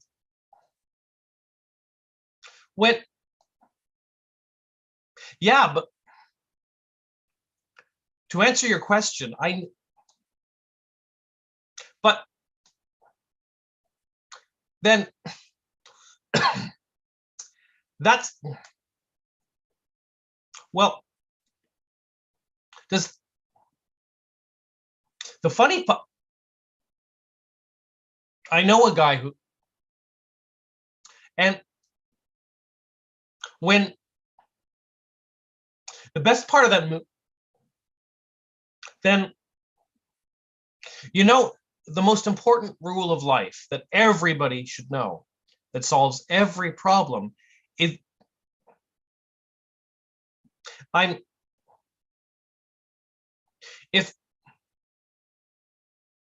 well, but is anybody even hearing me? Is there anybody? Nobody can hear me. I'm a serial killer with 12 bodies buried in my basement. I'm going to give $1,000 to each one of you. There's a deadly hurricane heading for this area right now. I know for a fact that the chef peed in all of your dishes. I have undeniable proof that God exists and that he hates people who listen to rap metal. All of your flies are open, wide open. I'm going to leave now without paying my share of the bill. Bye, assholes. So that was called, again, Trying to Break into the Group Conversation. And as Christine pointed out, I am going to be in Nashville in person next week. Fingers crossed that I don't get COVID. Got 6 more days COVID free. And in addition to Poetry in the Brew next Saturday, I'm going to be at, what's it called? The Southern Flair Cigar Store in Smyrna on the 19th, I think. And I'm doing a gig with the Prodigal Poets on the 20th. I guess more info to come later, and I will put some stuff in the chat right now for you. Most excellent. Thank you, Jeff Cottrell. That was super effective, exceedingly realistic. Much appreciated. Thank you so much. Very excited to meet you. And if you consent to a hug, oh, I'm going to give one. This is too exciting. Coming all this way. Yay. Oh, let us see. Oh, we get to welcome back and thank you so much, Terry Rose Jertson. Hello, how are you? I have 2 pieces that I wrote today in a workshop, Tumble's workshop. So I never read this before. Uh-oh, oops, I'm sorry. Hang on 1 minute. I was listening to Nina Simone and I just accidentally turned it on. Okay. My teddy bear that was in the picture of my newborn self at the hospital, one of the few pictures existing of me as an infant. I guess there was a different mindset about photography and the price of film and cameras and processing, or maybe it wasn't important. But I do remember many days and nights crying into this bear. He was my only friend and confidant during my days of misery as a child who could never measure up to whatever ideal my mother had of me. I always felt replaced by my younger sister when I look at my matted bear hunched over, brown buddy, worn down legs and face from too many tears and kisses.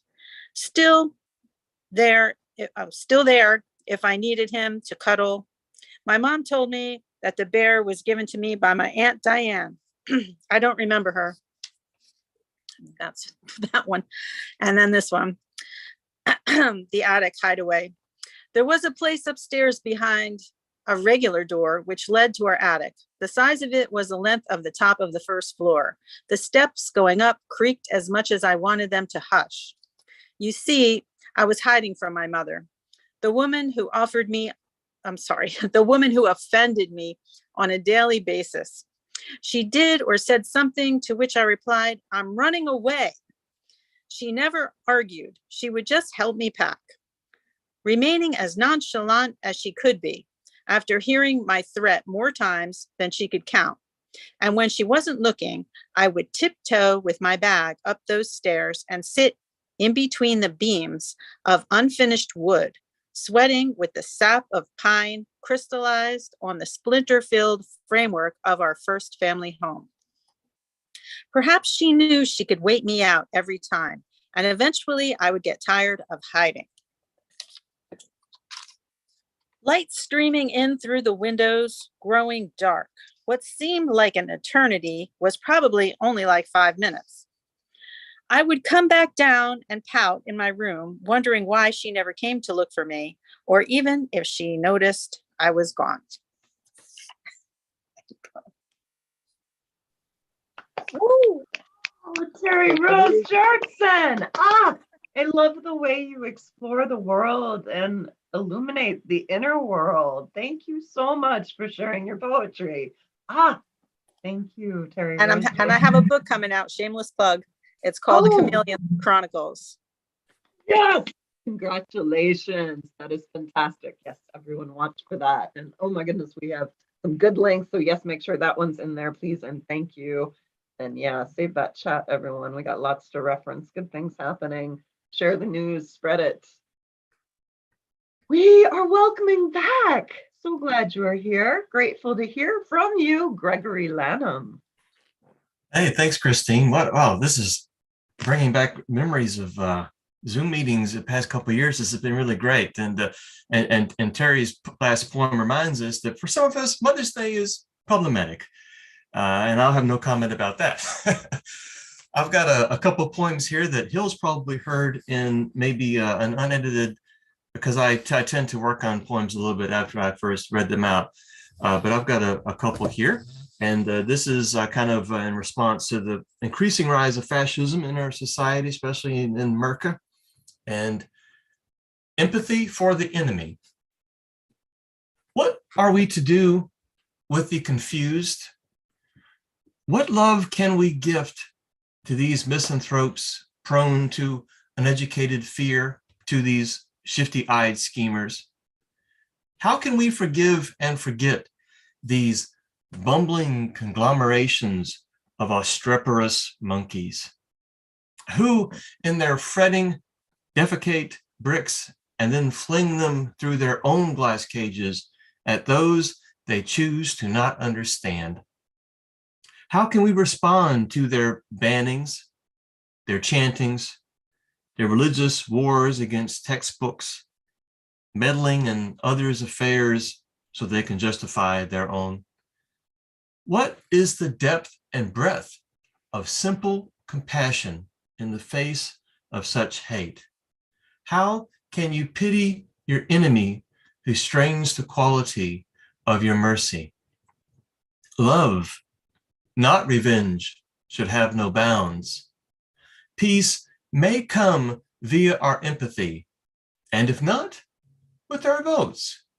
And then we can pass an amendment, forcing them to taste the rainbow, that promise of the love they've lost.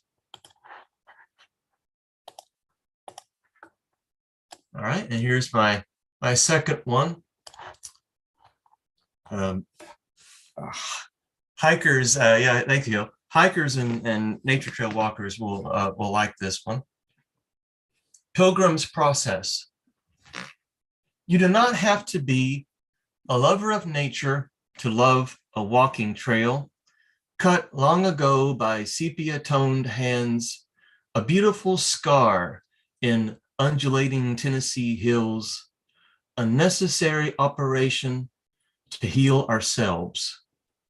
With the good intention of saints, we keep them open by countless pilgrimages, following the ghosts of a host of hikers past, leaving nothing but footprints, sometimes with burdens on our back, but each step depleting the litany of grievances we accuse ourselves of, our sins forgiven, step by step, incline and decline. By the trail is the stream, narrow but never straight. There is no name for its hue of ever-changing blue. Verbiage fails us. Better to let the stream speak, lead us whisperingly to the shrine at the end, the waterfall that's been falling since the fall. You don't use an umbrella when you want to be christened, just as you do not go swimming when you want to be baptized. So underneath you stand in order to be as clean as the stream. But this isn't being reborn. It's being part of the continuity creation is. The trail's ever changing, as are you. In an ancient landscape, you feel your own agelessness. Just as this landscape over accumulated millennia has been shaped by the patience of divinity, so you too are just as imperfect, never finished, never done for. We can forgive the wounds we have cut into our own souls and can love a nature whose only constant is change. Ooh-wee, thank you. Gregory Lanham, what a lush landscape of words you have spread before us this evening. Thank you so much for that. Yeah. You delve in there without trepidation, and it is so rewarding to witness and to listen. Thank you, Gregory Lanham. Oh, let us see. Oh, goodness gracious me, oh my. Thank you so much, and welcome, Bonnie Soloway. Thank you, Christine and everyone. I wrote these today at a free writing circle, which is really sort of unusual for me because I can't tell you how many drafts my poems have to go through, but this was sort of an easy theme. The theme today was rage, and so I have like 3 very short ones. So the first rage poem. Rage has been ingrained inside my soul since 2016, when our country began embracing a man of dubious means and deeds. A white rich man, wouldn't you know, made others of his ilk feel fine. I wanted to return to the obliviousness that kept life naively divine. Like rapids racing through a town, drowning streets and homes, he flushed justice down the drain from a fake gold-plated throne. This is Rage 2.0. Should we leave the country? What really are our choices?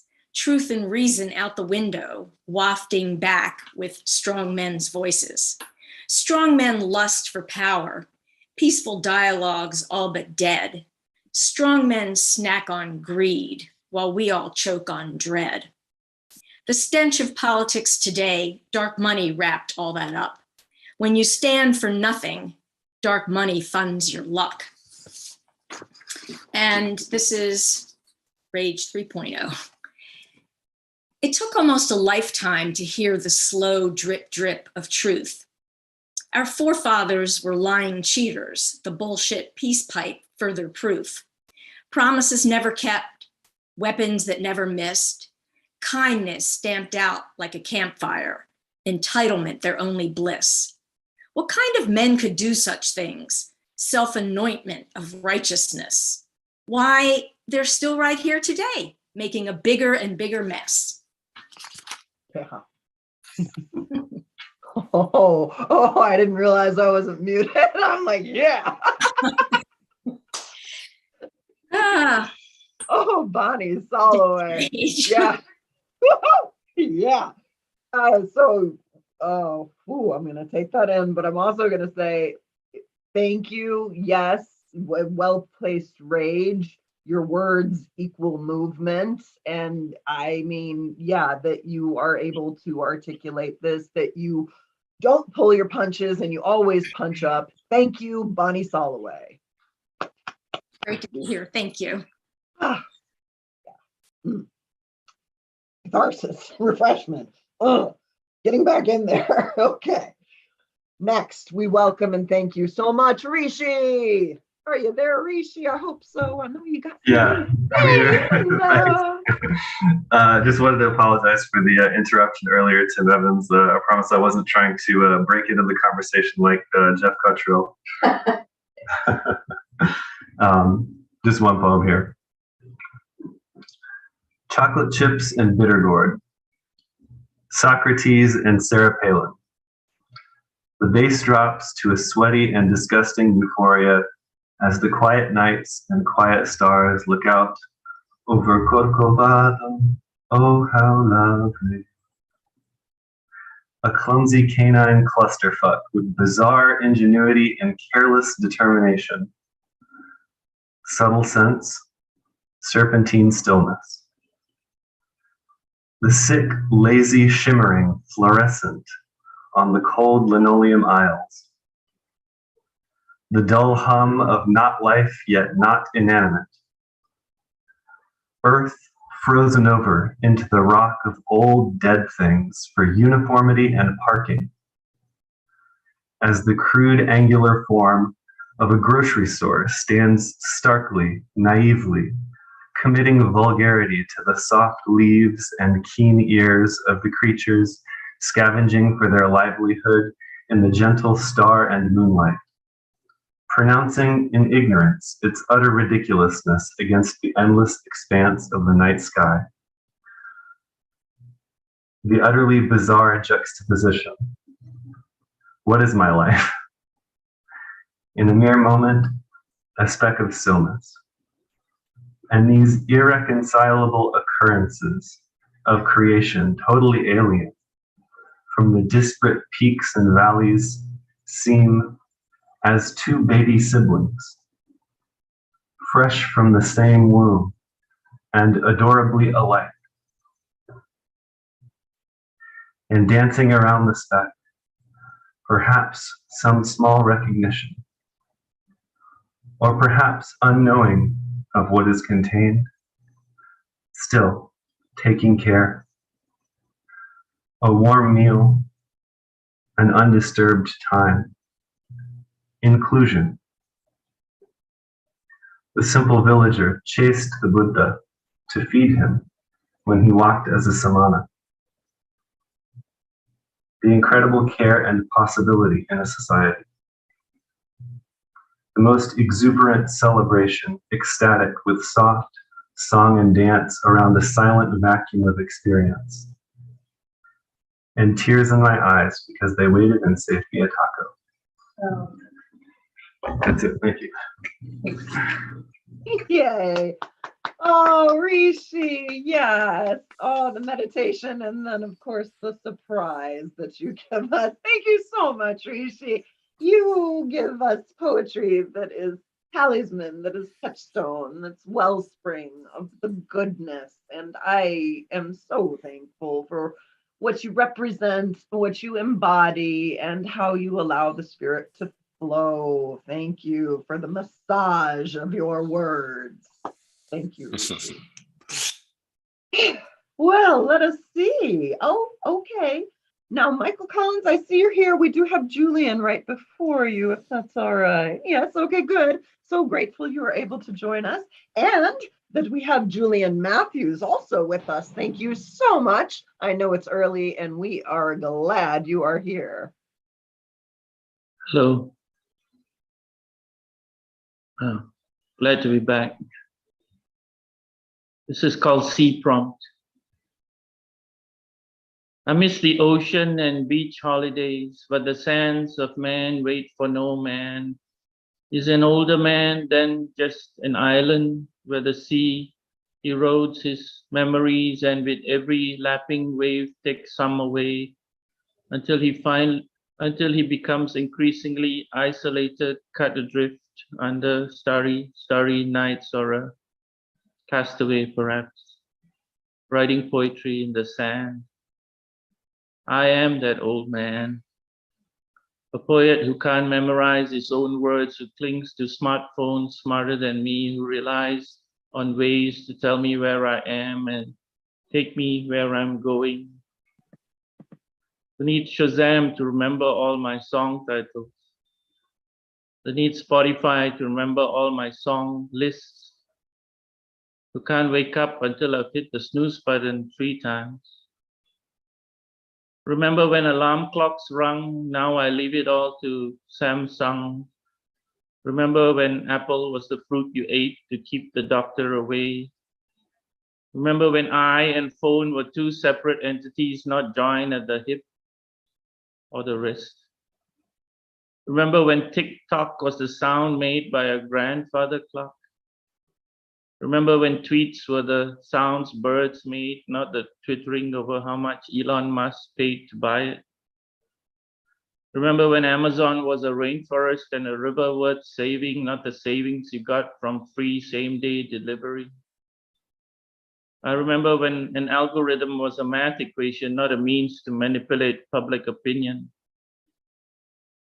I spend more hours on Facebook now than facing a book. I'm told I have to pin all my interests on Pinterest, that I can only impress with words if I have WordPress. Ooh. Just gram all your foodie snaps, she says. Will I instantly lose a few kilograms? I reply. Actually, the only thing I post on Instagram are photos of my parked car in malls, so I won't lose it. I'm told I should store all those pics of my parked car in malls on, get this, Google Drive. My daughter posts stories that cannot be saved, nor slipped into albums, nor framed on a wall, nor kept in a dusty shoebox, nor archived in musty storerooms. Seeing you behind this cold-tempered glass is not the same as hugging you in person. They say all my digital stuff is safe and secure up in the cloud. I'm sorry, but safe and secure are 2 words I do not associate with a cloud. And I just want to know what type of cloud. Are all my status updates floating away like stratus clouds? Have my accumulative memories become cumulus? Is my less nimble mind now nimbus? Ooh. Sometimes I feel it's all drifting away on the horizon where an unforgiving sun is now downloading into the sea. But this ain't no beach holiday. If age is just a number, when will I know mine is up? Just another stranded Crusoe awaiting Friday. I'm weakest at the end of the week. For some days you want to remember, but most days you just want to forget. Too much month at the end of the money, I let the devils in and find union with spirits, where they say black liquids are good for you. Guinness stout is good for you. Who came up with that rabid piece of doggerel anyway? Probably some dry poet at a bar scribbling thirst copy on the back of a napkin, a starving artist who gave it all up for a regular paycheck maybe. An island lover who now misses the ocean and beach holidays. Someone just like me, lost poet adrift and alone and stranded at home until his Friday comes. End poem, thank you. Wow, Julian Matthews. Julian Matthews, poet. Thank you so much. Very good. Elevating remembrance to an art, even the obsessive ritual of the snooze button. Amazing. Thank you, Julian Matthews.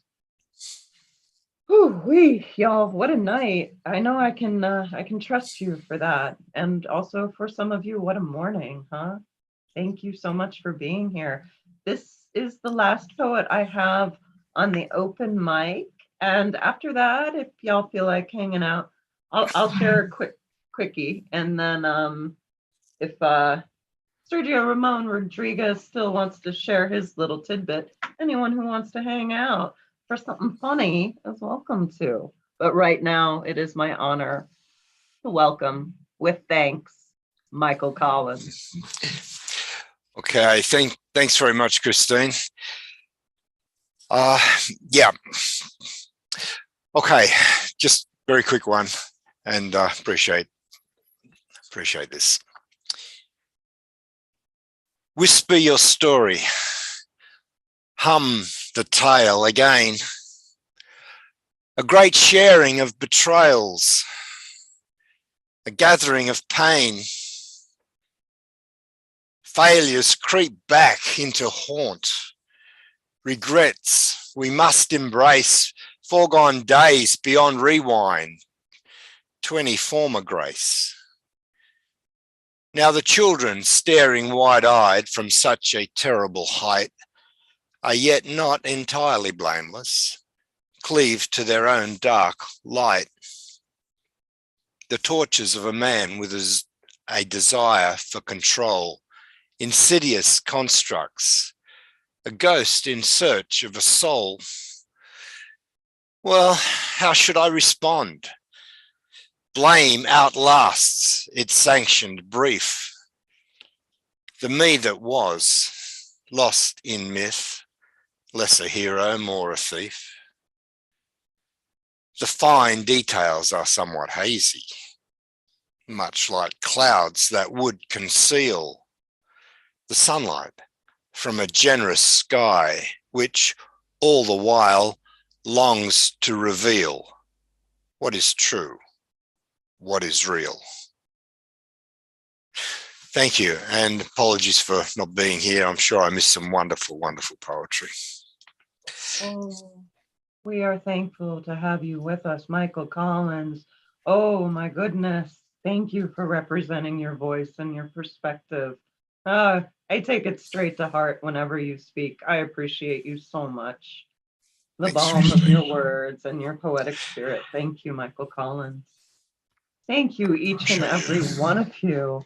What a marvelous thing that you make coming together. I'm so moved. Okay. Okay. And I get to do it again next week. Anyone who can't join us in person, think about tuning in to the live stream. We'll have Jeff Cottrell featuring up in the loft of Portland Brew East. I'm hitting send for anyone who would like to join us on the Patreon. And thank you again so much to our impresario extraordinaires, Bonnie Soloway, Rhoda Thomas, Katie Thompson, who I am sorry was not able to make it tonight. Hope we get to hear from her soon. Thanks to all our sustaining members and poets, each and every one of you, poetry enthusiasts. I think that, I think it's the meaning of life. I really do, as much as we can elevate it to an art form, especially these excruciating details. I have some scraps. I'll share in the form of something like a poem, very quick. Wrong Jesus, mister. My sacred heart, lush, green, and wrapped in thorns. Distinctive lavas, tankards of solidarity, dryad suicide, unsavory starfucker, wannabe groupie energy vampire. You are precious light in your own right. Don't try to make my fucking fantasy practical. All right, that's it from me tonight. Wow. Okay. All right. I'm going to take us out of the speaker view back to the gallery. I heard a little something on the direct message that Serge might want to come back on and share something with us if we want to hang out for that, if Serge is up for it. Are you with us? What's up? Oh, Sergio. I'm all set. Oh, hurrah. Lucky us. Alrighty. Anybody with, I don't know, small women, old children people thing, you better buckle up or mute because this is going to be the Yeah. aristocrats joke. This is a rough ride if anyone's not familiar with the aristocrat. Okay. I said aristocats if anyone's not familiar with that either. No, I wouldn't put cats in the aristocrats joke. That's just disgusting and wrong and weird. And it's not doing that. Jeff Cottrell might, be into this. He'll be into it maybe. All right. It's a talent agency, and they have like these American, Idol style judges. So this family walks in, dad's wearing a top hat and a monocle, the Lord Duchess of, Queensberry is the wife and so on. And they've got two kids that come in with little overalls, those little like flare dress things they used to wear back in 1827 in maybe Vancouver. So they come in and says, we got an act for you, talent agency. And it says, well, what is it? We're going to definitely have to show you. So, buckle up here. So in comes the lawyer and he slaps a contract onto the wall there. And this says, okay, first thing, everybody's got to sign the contract so it's all legal so nobody gets sued. So mom says, well, I don't have a pen, but I've got some ink here. So she hikes up her skirt, she opens the legs, no underwear on, she starts shooting out the ketchup menstruation right onto that contract, and it somehow ends up signing her name, right? So then the husband says, I'd say, my dear, I can do just as well. So he, whips his dick out, he ejaculates everywhere onto the contract, and then somehow it ends up having his name on there. The kid says, oh my God, that's so amazing, mommy, daddy. They do just following so. Ultimately, a dog comes in and they're like, he can't really sign the contract, but he can lick all this up for us because that's what dogs tend to do, hence, if it was just a cat doing this, it'd be totally unbelievable, right? But having the dog do it, Fido has a wonderful protein shake in him at this point in time. We call it, more of a strawberry milkshake kind of cum and menstruation ketchup mix in there. So the lawyer's like a jolly good show there. This is amazing. So ultimately, they're trying to get some more people from out on the streets. Well, what's going on out there, right outside the road? They want to be in on our act too. So they'll kick open the door. By walking through this door, you have legally jizzed or, menstruated onto this contract. So it said, sweet, so in come, half of the blue collar punk boys from like Liverpool somewhere.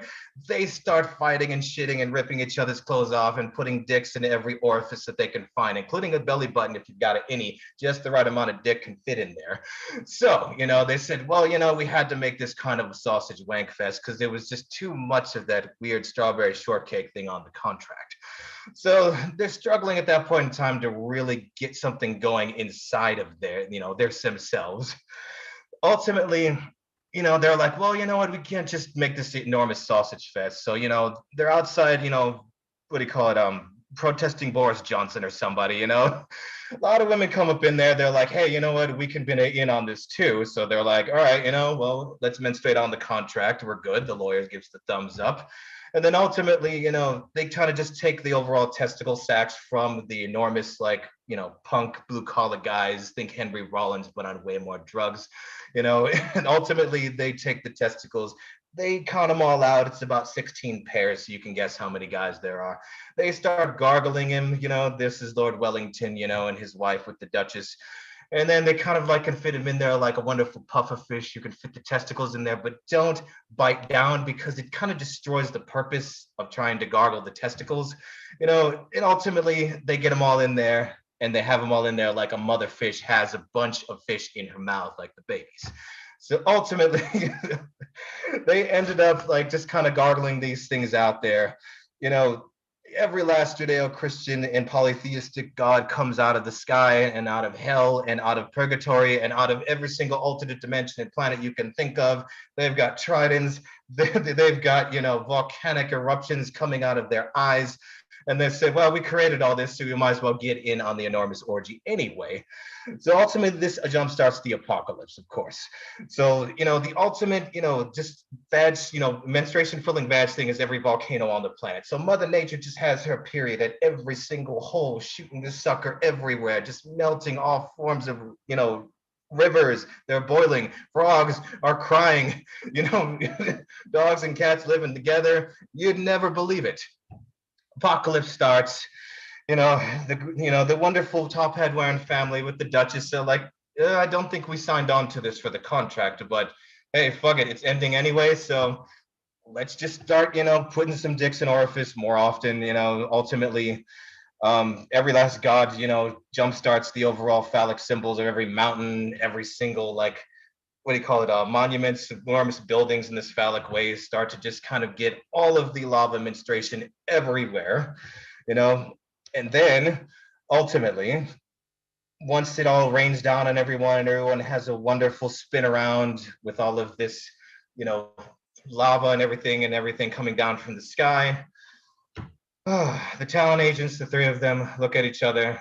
They look at what's falling from the sky. They look at everybody naked. They look at all the balls being in the mouths, trying to be gargled and not chomped on. They look at the contract just covered in strawberry jizz and menstruations and everything of that nature.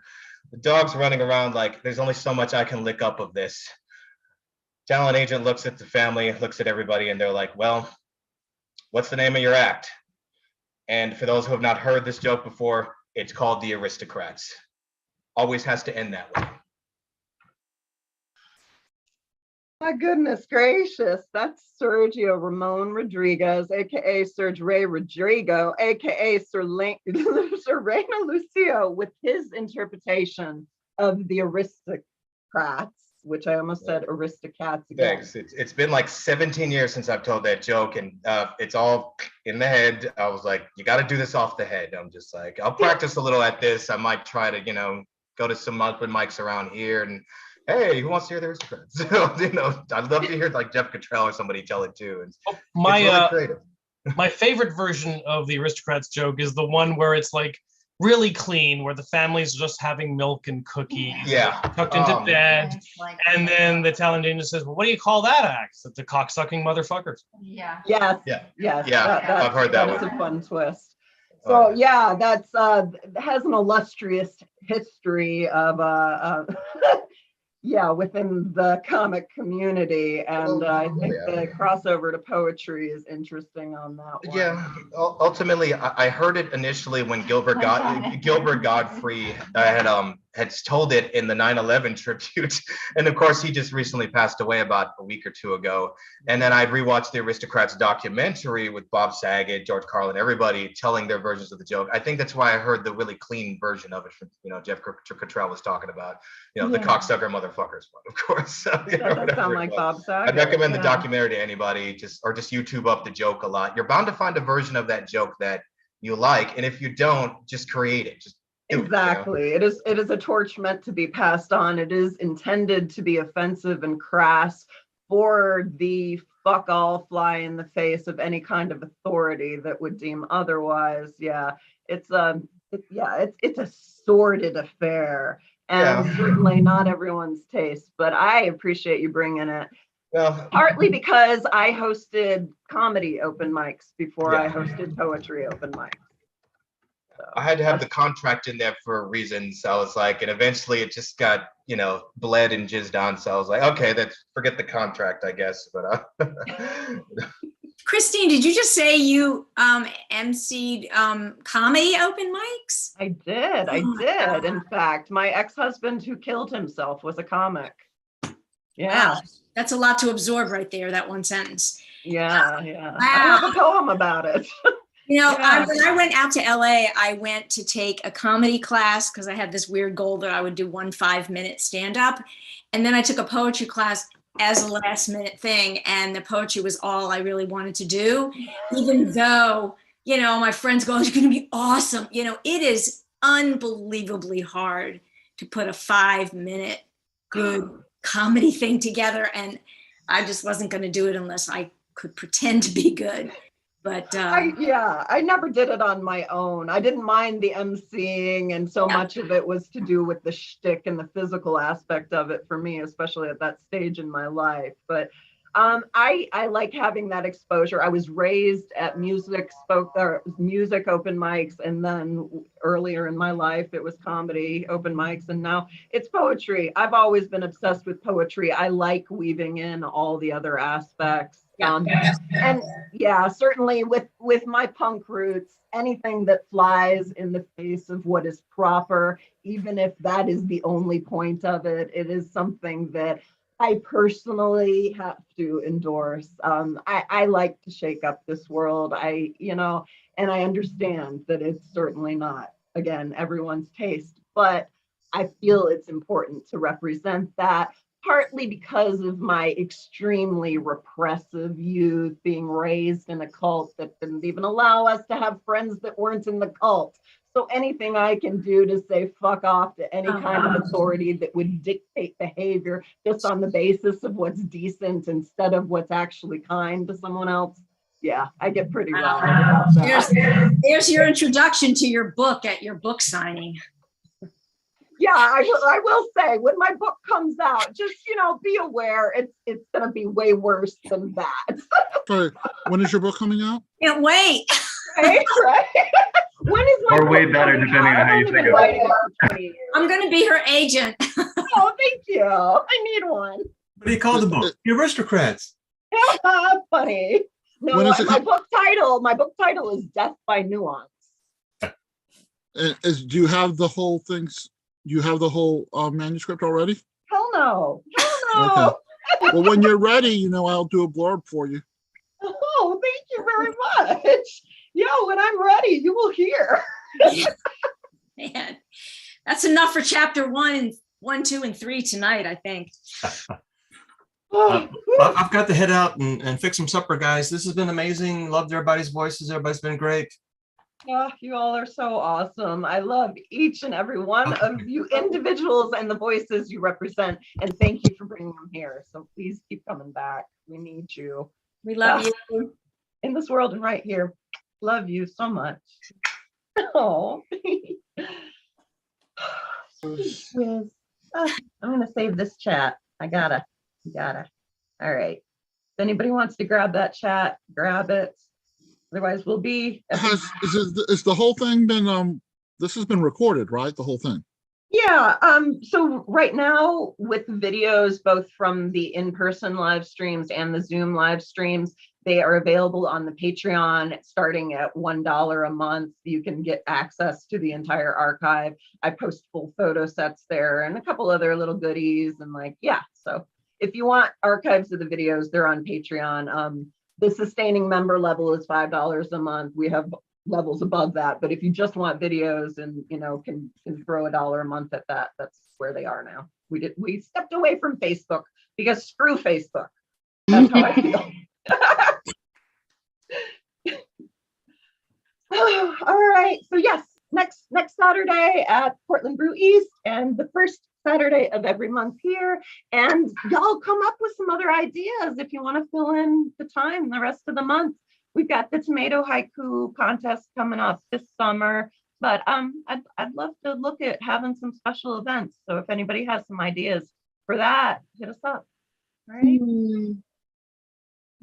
Good. All right. For your hearts and your poetic spirits, take good care. Hope to see a few of you in person next week. Hey. See you guys. Cheers. Take care. Hi, everyone.